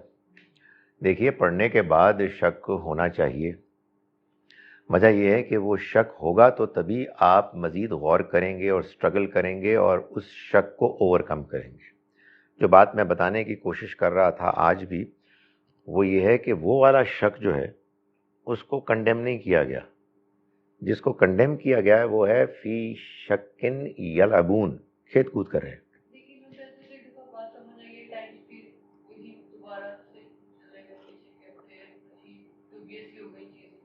یہی وجہ ہے کہ ایمان ایک بڑی ویلیوبل چیز ہے، اس کے لیے روزانہ کی سٹرگل ہے. ہمارے ہاں لوگ سمجھتے ہیں کہ جو اللہ تعالیٰ نے آخرت میں کامیابی کے لیے 2 شرائط ڈسکرائب کی ہیں، ایمان اور نیک اعمال. تو نیک اعمال تو ایک مشکل چیز ہے، ایمان تو الحمدللہ پیدائشی ہے. نہیں، ایمان زیادہ مشکل ہے، یقین جانے زیادہ مشکل ہے. جب آدمی کو دنیا میں لپڑ پڑتے ہیں نا، لٹرلی پڑتے ہیں، یعنی جو تکلیفیں آتی ہیں، جو مشکلات آتی ہیں، ایک بندہ آپ کی بے عزتی کر کے چلا جاتا ہے، آپ کو اچانک نقصان ہو جاتا ہے، تو تھوڑی دیر کے لیے تو آدمی سٹ پٹاتا ہے، یار واٹس گوئنگ آن، مطلب اللہ میاں کہہ رہے تھے کہ وہ موجود ہیں تو کدھر اللہ میاں؟ سو آپ پھر you have to compose your yourself پھر دوبارہ سوچتے ہیں اور پھر کہتے ہیں نہیں اللہ ہے، اور یہ اللہ ہی کا بتایا ہوا. دیکھیں اس کی بڑی اچھی مثال ہے. سورہ احزاب کو اگر آپ پڑھیں تو اس میں غزوہ احزاب کا، خندق کا ذکر ہے. غزوہ خندق میں مسلمانوں کو کافی پریشانیاں آئیں. قرآن سے تین طرف سے سارے کفار آ گئے. غزوہ خندق ختم ہوئی ہے اور یہ تماشا ختم ہو گیا سارا مخالفت کا. پھر خالد بن ولید وغیرہ سب آ گئے، وہ کلائمیکس تھا. تو اس میں صورتحال یہ ہو گئی تھی کہ لوگوں کو بیت الخلاء میں جانے کا موقع نہیں تھا، نمازیں چھوٹ گئیں، اتنی زیادہ ٹینشن تھی. تو اس موقع پر دو طرح کے لوگ وجود میں آئے. ایک تھے وہ کہ جنہوں نے کہا کہ ہم سے کیا وعدہ کیا گیا تھا اور یہ ہو کیا رہا ہے، سب دھوکہ تھا. ان کا کہنا یہ تھا کہ وعدے تو ہو رہے تھے کہ قیصر و کسریٰ کے آپ کو مل جائیں گے خزانے اور آپ سب سلطنت آپ کے نیچے ہوگی اور وغیرہ وغیرہ. یہ ادھر جو ہے ہم باہر ہی نہیں نکل سکتے. ایک وہ لوگ تھے. اور دوسرے وہ لوگ تھے کہ انہوں نے کہا کہ یہی تو وعدہ کیا تھا اللہ اور اس کے رسول نے، اور سچا وعدہ کیا اللہ اور اس کے رسول نے. اس کی وجہ یہ ہے کہ وعدہ اگر وہ تھا تو وعدہ یہ بھی تھا کہ آزمائشیں آئیں گی. تو جو اچھے لوگ تھے، جو پازیٹیو لوگ تھے، انہوں نے یہ لیا، جو نیگیٹو تھے انہوں نے وہ لیا. میں اور آپ درمیان میں ہیں اور اسٹرگل کر رہے ہیں کہ ادھر جائیں کہ ادھر جائیں. لیکن یہ جو شک ہے، یہ جو سوالات ہیں، یہ جو پریشانیاں ہیں، یہی تو آزمائش ہے. اس آزمائش میں آپ کے سامنے ایک دعوت ہے، ایک ریالٹی کے طور پر اپنے آپ کو پیش کر رہی ہے. بڑی ٹیمپٹیشن ہوتی ہے آدمی کا، یار چھوڑو پرے، یار یہ کیا چیز ہے. وہ ہمارے استاد اور استادوں کے استاد مولانا امین حسین اصلاحی کہا کرتے تھے کہ بھائی بات یہ ہے کہ مجھے کوئی اللہ کو ماننے کا شوق نہیں ہے. اللہ کو ماننا کوئی آسان چیز نہیں ہے، مجبوری ہے بھائی. نہیں مانیں گے تو اور کیا مانیں گے، اس کے بغیر چارہ ہی کوئی نہیں ہے. ورنہ کو اللہ کو ماننا کو آسان کام ہے. میں نہیں انٹرسٹڈ ہوں، مجبور ہوں. نہیں مانوں گا تو کوئی چیز ایکسپلین ہی نہیں ہو سکتی. سو حقیقت واقعہ یہ ہے کہ اللہ کو نہیں مانیں گے تو پھر کیا مانیں گے آپ؟ آخرت کو نہیں مانیں گے تو کیا مانیں گے؟ اور یہی مانیں گے کہ یار let's make this world a beautiful place. Sir what do you mean? آپ 2 دن کے بعد آپ کو فوت ہو جانا ہے. وہ کہیں نہیں فار دا نیکسٹ جنریشن. سر وہ بھی فوت ہو جائے گی تو پھر نیکسٹ جنریشن. سر وہ بھی فوت ہو جائے گی تو پاگل ہو گئے ہو تو. Please for God sake let's understand the reality کہ یہ زندگی ختم ہونے والی ہے. اس کے بارے میں ٹھیک ہے، بڑی اچھی بات ہے، زندگی کو ٹھیک کرنا ہے. یہ تو ہمارے اس مقصد کو سمجھنے کے بعد عمل یہی ہوگا. دنیا کو اچھا بنانا ہے، انصاف کی جگہ بنانا ہے، صاف ستھری جگہ بنانا ہے، لوگوں کے لیے سہولیات فراہم کرنی ہے. مگر کس کے لیے؟ وہ سارے جو میانی صاحب جا رہے ہیں سب کیا پاگل یار. یعنی یہ دنیا خود تو مقصد نہیں ہو سکتی نا. تو اس لیے کوئی اور یا تو تک بتا دیں تو اس کے مطابق کرنے. وہ ایک ہی تک بتاتے ہیں لوگ، اور وہ بڑا اچھا تک ہے. وہ کہتے ہیں جناب تھوڑا یہ انتظار کر لو، تھوڑا جا ایسی جناب آنی ہے دوائی کہ بندہ مرے گا ہی. تو میں یہ کہتا ہوں کہ جب وہ دوائی آ جائے گا، جب بندہ نہیں مرے گا تو ہم دین پیش کرنا بند کر دیں گے. قرآن کلاسز ختم ہو جائیں گی سر. جس دن یہ اعلان ہو گیا کہ اس میڈیسن سے بندے کا فوت ہونا ختم ہو جائے گا تو انشاءاللہ قرآن کلاسز ختم ہو جائیں گی. لیکن یہ ہو ہی نہیں سکتا. یہ دنیا ایک آزمائش ہے، اس آزمائش میں ہم جی رہے ہیں اور یہاں سے جی کے اٹھ کے ہمیں چلے جانا ہے. اس لیے شک ہوگا، شبہ ہوگا. لیکن یہ بڑی بیوقوفی کی بات ہے نا کہ آپ ایک دن صبح آئیں اور آپ 17-18 سال کے ہوں اور آپ جناب، یہی عام طور پکچر آتی ہے، آپ بڑے زبردست عین شین قاف کے ساتھ اعوذ باللہ من الشیطان الرجیم بسم اللہ الرحمن الرحیم قرآن پڑھا اور دیکھیں چہرے پہ نور ہے، یقین آ گیا اس کو. اگلے اس نے 45 سال گزارے اور ایمان کے ساتھ گزار کے فوت ہو گئے. سوال پیدا نہیں ہوتا. یہ نہیں ہو سکتا. وہ ایک دن مشکل ہوتی ہے بھائی، ایک دن مصیبت ہوتی ہے اور آپ کو اسٹرگل کرنا ہوتا ہے ایمان کے ساتھ، تو وہ شک ہے. وہ شک جو ہے وہ ضروری ہے، ورنہ ایمان کی کوئی قیمت ہی نہیں ہے. ورنہ سچی بات ہے، ایمان بڑی کنفیوزنگ چیز ہے. وجہ یہ ہے کہ یہ کیا ایمان ہے جس کو جو پتہ لگ گیا، ادھر پتہ لگا کہ وہ جو ہے انورام، وہ سب وہ ٹھیک ہے، ادھر پتہ لگا یہ ٹھیک ہے، ادھر پتہ لگا مسیح علیہ السلام اللہ کے بیٹے ہمارے لیے قربان ہو گئے، وہ ٹھیک ہے. تو یار یہ کیا چکر ہے یار، اس سے تو کوئی چیز سمجھ ہی نہیں آ سکتی. سو ایمان ایک سمجھ میں آنے والی چیز ہے. وہ سمجھ میں آنے والی سے مراد یہ ہے کہ وہ اندر گھسے گی، اس کو آپ سمجھیں گے، اس کو آپ زندگی میں اپلائی کریں گے. کبھی آپ کو ہوگا کہ نہیں نہیں یار یہ نہیں، کیا چکر ہے، یہ نہیں ٹھیک، یہ تو کوئی چیز ٹھیک ہی نہیں ہو رہی ہے، میری زندگی میں پھر مشکلات کیوں. سو اس طرح سے آپ ایمان کے ساتھ جئیں گے اور انشاءاللہ آہستہ آہستہ وہ اسٹرینگتھن بھی ہوگا، وہ گرو بھی ہوگا. تو اگر آپ کو یہ تجربہ ہوتا ہے تو قرآن مجید کو پڑھ کر آپ کے اندر سوالات اور شکوک پیدا ہوتے ہیں، سے ڈونٹ وری. یہ اصل میں وہ امتحان ہے کہ جس امتحان سے ہم سب کو گزرنا ہے. کبھی بے چینی ہوتی ہے، کبھی اطمینان ہوتا ہے. وہ جو ہے نا ایک ہوتا ہے short term ups and Downs, اور ایک جو لانگر ٹرینڈ ہے وہ اوپر کی طرف جانا چاہیے کہ آدمی کے اندر ایک کانفیڈنس میں اضافہ ہو. گلاب دیوی اور گنگا رام ہسپتال بنانے والوں کو کچھ کہنا ہوگا. دیکھیں، گلاب دیوی اور گنگا رام ہسپتال بنانے والوں کے بارے میں اللہ تعالیٰ کے ہاں ان کے اپنے حالات، ذہنی سطح، علم کے جو بھی ان کے پاس امکانات تھے اس کے مطابق سوال ہوگا. اللہ نے ان کے اندر بھی تو اسی عہد الست کے ذریعے سے توحید شامل کی تھی نا. ان کے پاس اگر پیغمبر نہیں آئے تو وہ پہلے کبھی آئے ہوں گے.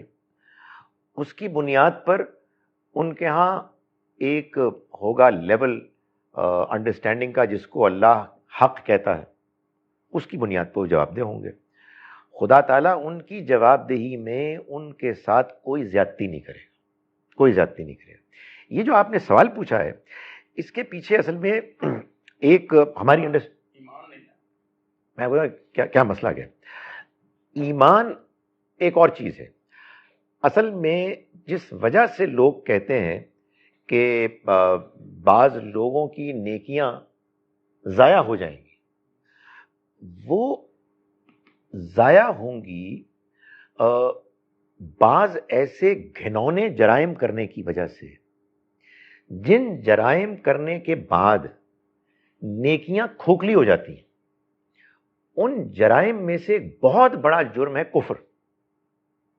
ایک بندہ ہے ابو جہل، ابو لہب، خانہ کعبہ میں لوگوں کی خدمت کرتا ہے، حاجیوں کی خدمت کرتے ہیں، پانی پلاتے ہیں، حج کا سارا بندوبست کرتے ہیں.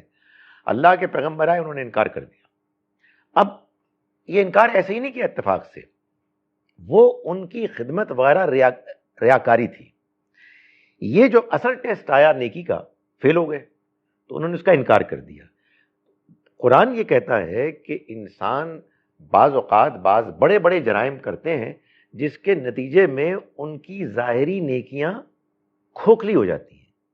یہی معاملہ ہوگا اس شخص کا کہ جس نے قتل کیا اور اس کے بارے میں شرمندگی نہیں ہوئی، جس نے شرک کیا اور اس پر اڑ گیا، جس نے زنا کیا اور اس کو اپنی زندگی کا طریقہ بنا لیا، کوئی شرمندگی نہیں ہوئی، یتیم کا مال ہڑپ کیا اور اطمینان سے کھا گیا.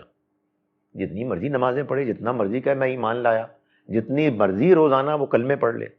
تو اصل چیز ہے جرائم، اور جرائم پر انسان کا قائم ہو جانا، اس پر شرمندہ نہ ہونا.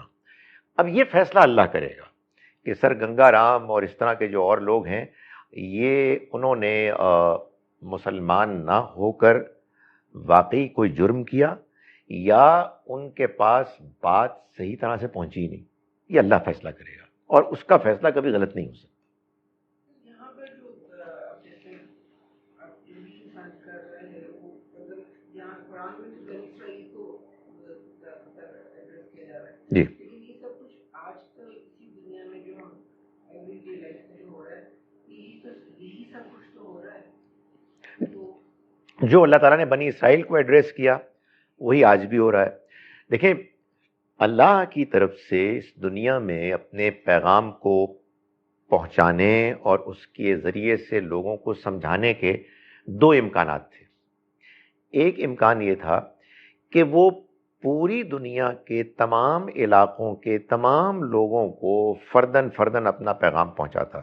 تمہارے لیے یہ ہے، تمہارے لیے یہ ہے، تم نے یہ عمل کرنا ہے، وغیرہ وغیرہ.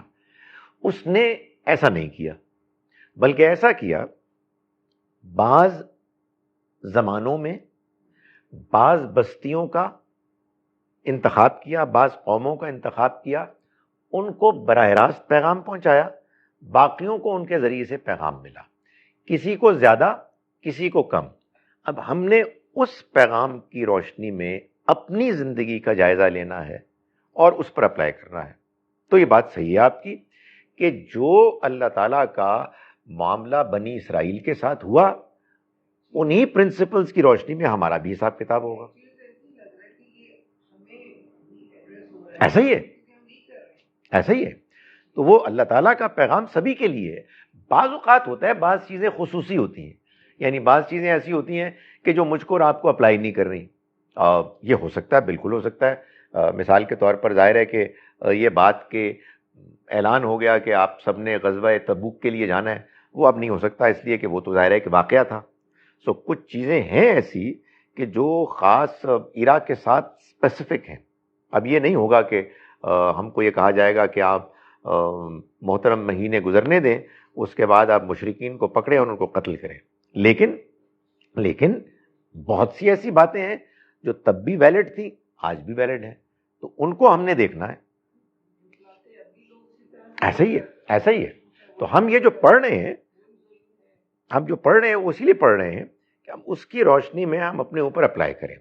اپلائی کرنے میں میری گزارش یہ ہے کہ اس کو ایسے دیکھیں کہ قرآن یہ مجھ کو کہہ رہا ہے.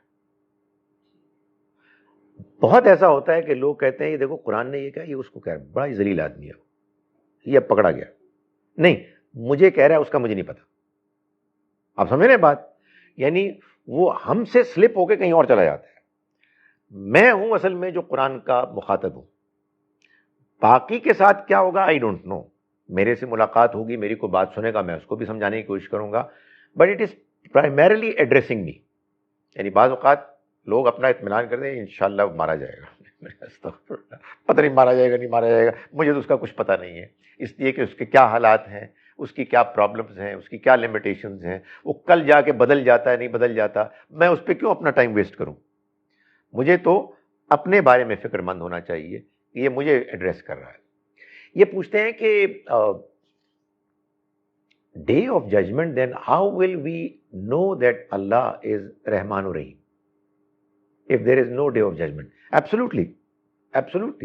اگر ڈے آف ججمنٹ نہیں ہے تو اس کے رحمان و رحیم کو ثابت نہیں کیا جا سکتا. مطلب یہ کہ آپ کہیں یہ بہت مہربان ہے، بہت مہربان ہے، یار یہ بندہ ہے یار، اس کو مار کے چلے گئے. آپ کہہ رہے ہیں بہت مہربان ہے، بہت مہربان ہے. سچی بات ہے، اس طرح کی نیکی کے بندے کرنے والوں کے ساتھ تو اس طرح کے موقع جو ہے نا منہ نوچ لیں. مطلب کیا واٹ ڈو یو مین یار؟ یا تو بات پوری سمجھاؤ یار، یہ ہوا ہے واقعی، اور ڈونٹ وری، دیر ہے اندھیر نہیں ہے. وہ قرآن دیکھیں، قرآن بار بار زوردار طریقے سے اسی تو بیان کر رہا ہے کہ آپ پریشان نہ ہو، یہ سب کچھ ٹھیک ہو جائے گا. ہم وعدہ کرتے ہیں، ہم نے قرآن اپنے پیغمبر اسی لیے بھیجے کہ تمہیں بتائیں ایک دن آنے والا ہے. اس دن کے آئے بغیر، اس دن کے اٹل ہوئے بغیر اللہ ثابت نہیں ہو سکتا، اللہ کی صفات ثابت ہی نہیں ہو سکتی، اس کا رحمان و رحیم ہونا ثابت نہیں ہو سکتا. There are a number of various ayat in the Holy Quran that say that there are a few who believe or a few who are grateful. Also, the claim of Satan is quoted where he says that he shall lead astray most of humankind, and Allah says, except my sincere chosen people.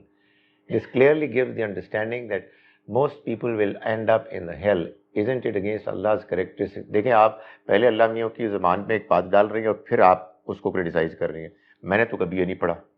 میں تو اللہ کی رحمت سے امید کرتا ہوں کہ اکثر لوگ جنت میں جائیں گے.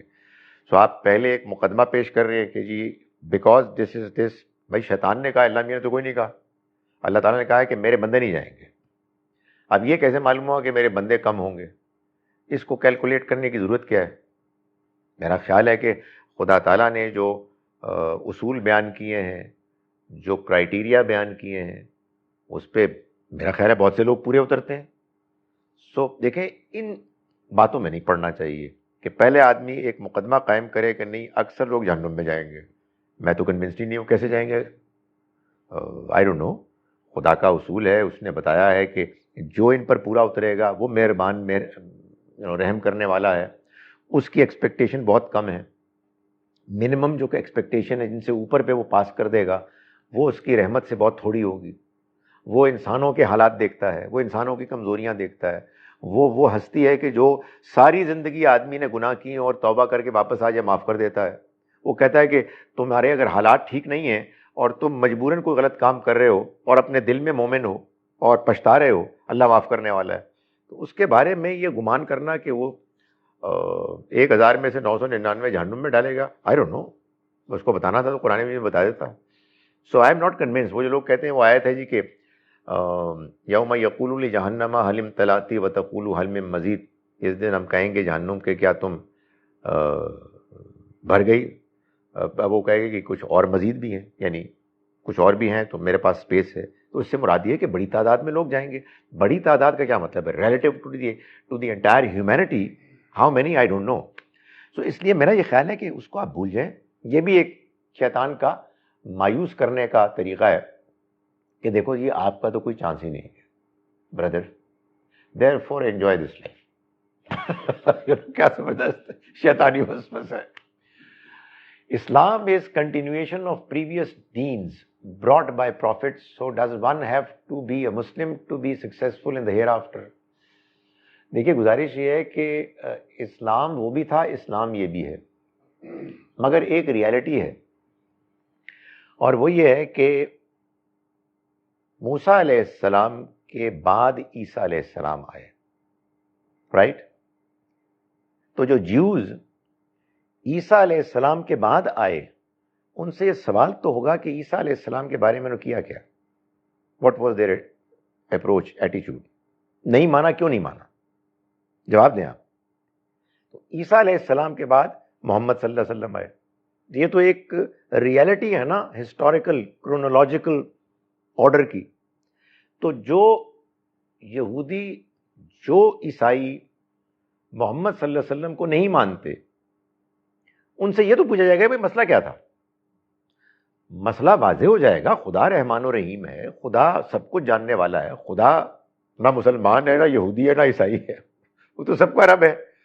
وہ پہلے پوچھے گا نا بھی کیا مسئلہ کیا تھا آپ کا. کوئی جواب دیں گے, جواب ٹھیک ہوا مان لے گا, نہیں ہوا پکڑ لے گا. اور بائی دا وے یہ مسلمانوں کے ساتھ بھی ہوگا. مسلمان ہی بڑے خوش ہوتے ہیں کہ ان کے ساتھ ہوگا, ہمارے ساتھ نہیں ہوگا, ہم تو ویسے ہی پیدائشی طور پر مانے ہوئے ہیں. ہاں سارے, میں یہ کہتا ہوں یہ ایک جنرک ایک مذہبی بیماری ہے. اس کا تعلق جو ہے کسی گروہ سے نہیں ہے, اس کا تعلق ہر گروہ سے. ہم بخشے بخشائے الحمدللہ, باقی سارے جہنمی الحمدللہ. یہ واٹ از اجتہاد and how is it done. اجتہاد کہتے ہیں اس بات کو, اس عمل کو, کہ آپ کے سامنے کوئی نئی چیز, نئی ڈیولپمنٹ ہوئی جس کا کوئی براہ راست ذکر قرآن سنت حدیث میں نہیں ہے, اور آپ کو اس کے بارے میں ایک دینی فیصلہ کرنا ہے. تو اب ظاہر ہے کہ جو فیصلہ آپ کریں گے وہ قرآن سنت حدیث میں تو ہے ہی نہیں.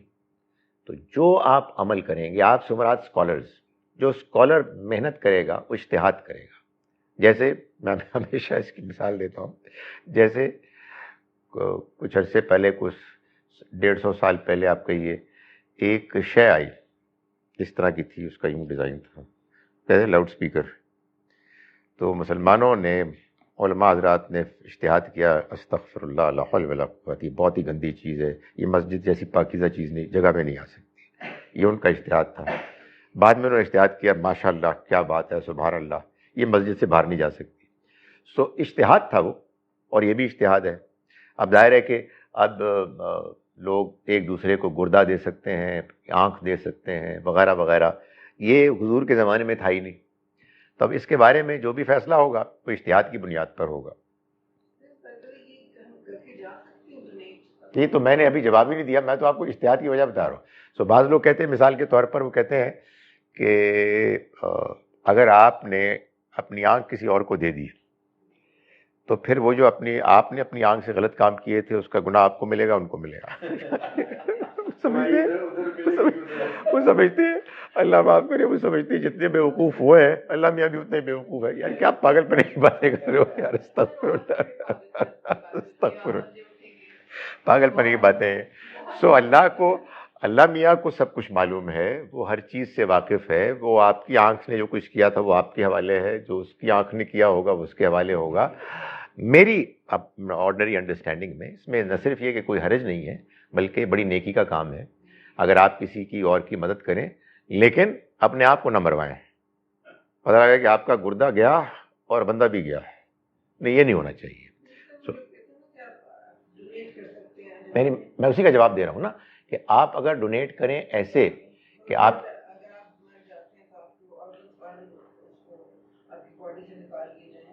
جی، میں یہ گزارش کر رہا ہوں کہ اگر آدمی فوت ہو جاتا ہے اور پھر فوت ہونے کے بعد کوئی آدمی اپنے آرگنز کو ڈونیٹ کرنے کے لیے وصیت کر کے جاتا ہے تو اس میں بھی کوئی حرج نہیں. میں آپ کو بتا رہا ہوں کہ میں آپ تو زندہ نہیں ہوں گے، لیکن اگر دنیا قائم رہی تو 50 سال کے بعد یہ سارے مسلمان کر رہے ہوں گے.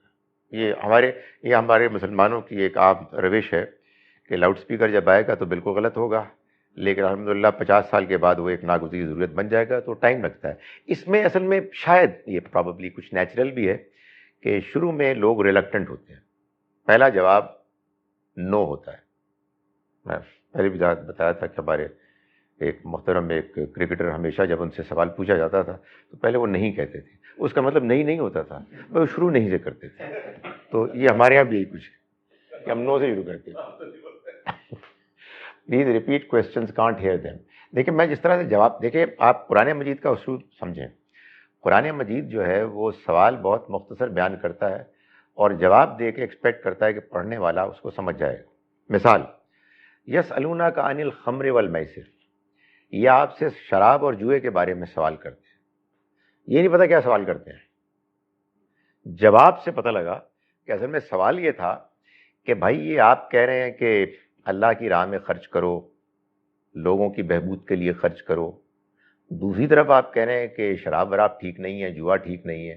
تو یہ جو ہمارے ہاں ہر سال نہیں، جب کبھی بھی کوئی ڈراؤٹ آتا ہے، کوئی ایسی صورتحال ہو جاتی ہے جس میں قحط سالی ہوتی ہے، تو یہ جو ہمارے امیر رئیس لوگ آتے ہیں اور شرابیں پیتے ہیں اور جوا کھیلتے ہیں، اس میں تو بڑے وہ غریبوں کو نوازتے ہیں.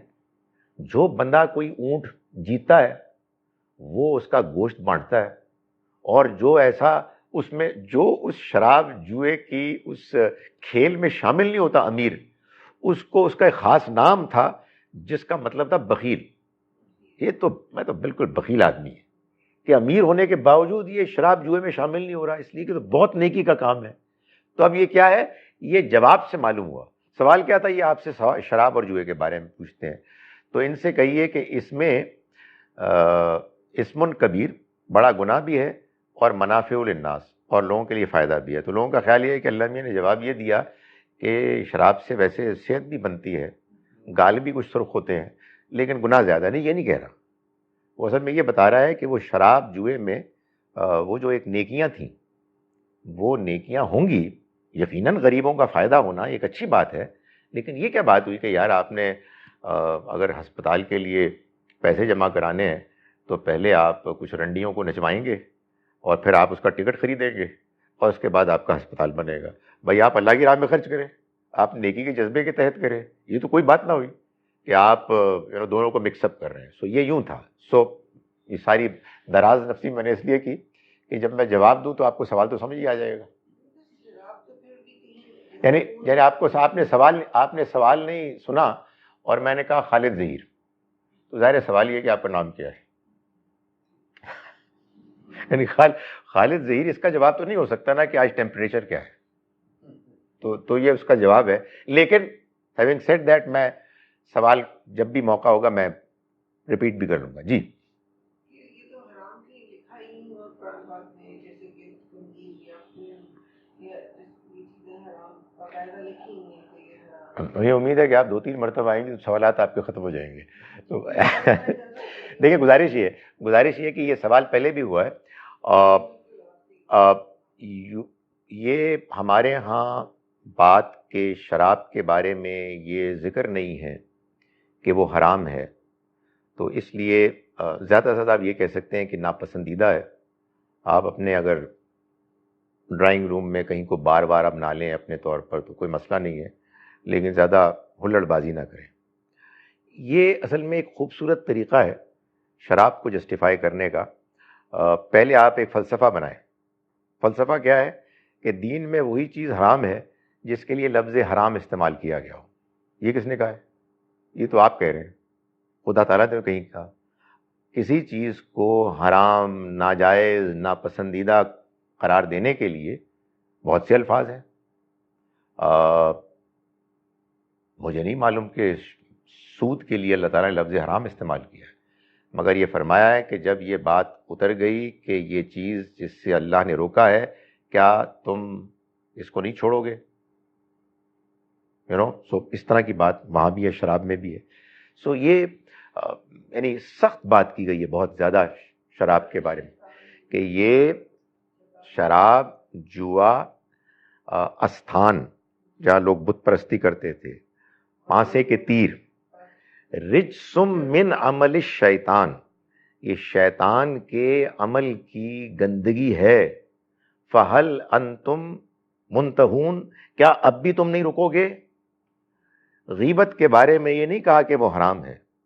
غیبت کے بارے میں یہ کہا گیا کہ کیا تم میں سے کوئی پسند کرے گا کہ وہ اپنے مردہ بھائی کا گوشت کھائے؟ یہ کہا گیا ہے. حرام تو کوئی نہیں کہا گیا. یعنی وہ دو چیزیں ہوتی تھیں ان میں. ایک تو وہ بھی کچھ شرک کا ذریعہ تھا، لیکن وہ جوا تھا اصل میں. یعنی وہ تیر سے جوا کھیلتے تھے، لیکن اس میں کہیں کوئی شرک کا عنصر بھی ہوتا تھا.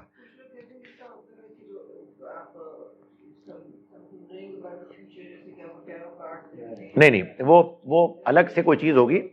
پانسے کے تیر جو تھے وہ باقاعدہ جوا کھیلنے کا ایک وہ طریقہ تھا جس میں کہ اس زمانے کے اپنے لحاظ سے ان کے ہاں کچھ مشرکانہ بھی چیزیں شامل تھیں. اللہ نے اس کو بھی آئیڈینٹیفائی کیا. کبھی ایمان اور درد دل عروج پر ہوتا ہے، کبھی بہت کمزور ہوتا ہے. ترقی کیسے ہو، تنزلی سے کیسے بچیں؟ دیکھیں، یہ جو ہوتی ہے نا زندگی کی آزمائشیں، یہی ہیں وہ کہ جو آپ کو دھکیلتی ہیں، مجبور کرتی ہیں کہ آپ اپنے ایمان کو آئیڈینٹیفائی کریں، اس کے بارے میں کلیئر ہوں، سوالوں کے جواب آپ کو ملیں، آپ کا دل مطمئن ہو. یہ جان لیں کہ ایمان صرف انفارمیشن کا نام نہیں ہے. وہ انفارمیشن آپ ایبزارب کریں، آپ کے اندر داخل ہو. وہ داخل ہوتی ہے تب جب فطرت پاک صاف ہوتی ہے، ورنہ الفاظ ہیں، ورنہ انفارمیشن ہے.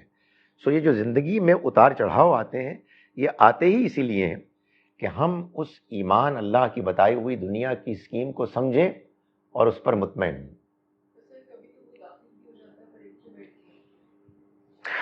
اللہ سے اچھی دعا کریں، اللہ کے سامنے گڑ گڑائیں، اس کو کہیں کہ اے خدایا میں اور مزید کیا کروں، مطلب I am doing as best as I can. پھر اس کے اگر اس کی ہمت نہیں ہوتی تو ہمت مانگیں. دیکھیں، ہر چیز کا ایک راستہ ہے، اس راستے میں کچھ رکاوٹیں ہیں، ان میں سے ہر رکاوٹ کو اللہ دور کرنے والا ہے. اب مانگیں گے تو دور ہوگی نا. وہ کہہ رہے ہیں آپ نے بڑا ایک ہوپ دلایا. میں نے کیا ہوپ دلایا جی؟ اللہ نے ہوپ دلایا. میں ابھی اپنی کلاس کا اختتام کرتا ہوں آپ کو اس آیت کا حوالہ دے کے جو ابھی ہم نے شاید یہیں پڑھی کچھ عرصے پہلے، نہیں، سورہ نمبر 39 ہے، سورہ زمر، اس کی غالباً آیت نمبر 53 ہے، 53 یا، جس میں اللہ تعالیٰ فرماتے ہیں، ایک آیت ہے، آپ دیکھیں، ایک آیت، قل یا عبادی الذین اسرفوا علی انفسہم، آپ کہہ دیجئے اے پیغمبر ان لوگوں کو، میرے ان بندوں کو جنہوں نے اپنی جانوں پر ظلم کیا، لا تقنطوا من رحمت اللہ، اللہ کی رحمت سے مایوس نہ ہو، انہ یغفر الذنوب جميعا، وہ تو تمام گناہ معاف کر دے گا، انہ هو الغفور الرحیم، وہ تو غفور الرحیم ہے۔ آگے فرماتا ہے اپنا رویہ ٹھیک کرو، اپنی اصلاح کرو، اپنے آپ کو بہتر کرو، اللہ سارے گناہ معاف کر دے گا۔ اللہ تعالیٰ ہم سب کو صحیح توبہ کرنے کی توفیق دے۔ اقول قولی ھذا واستغفر اللہ۔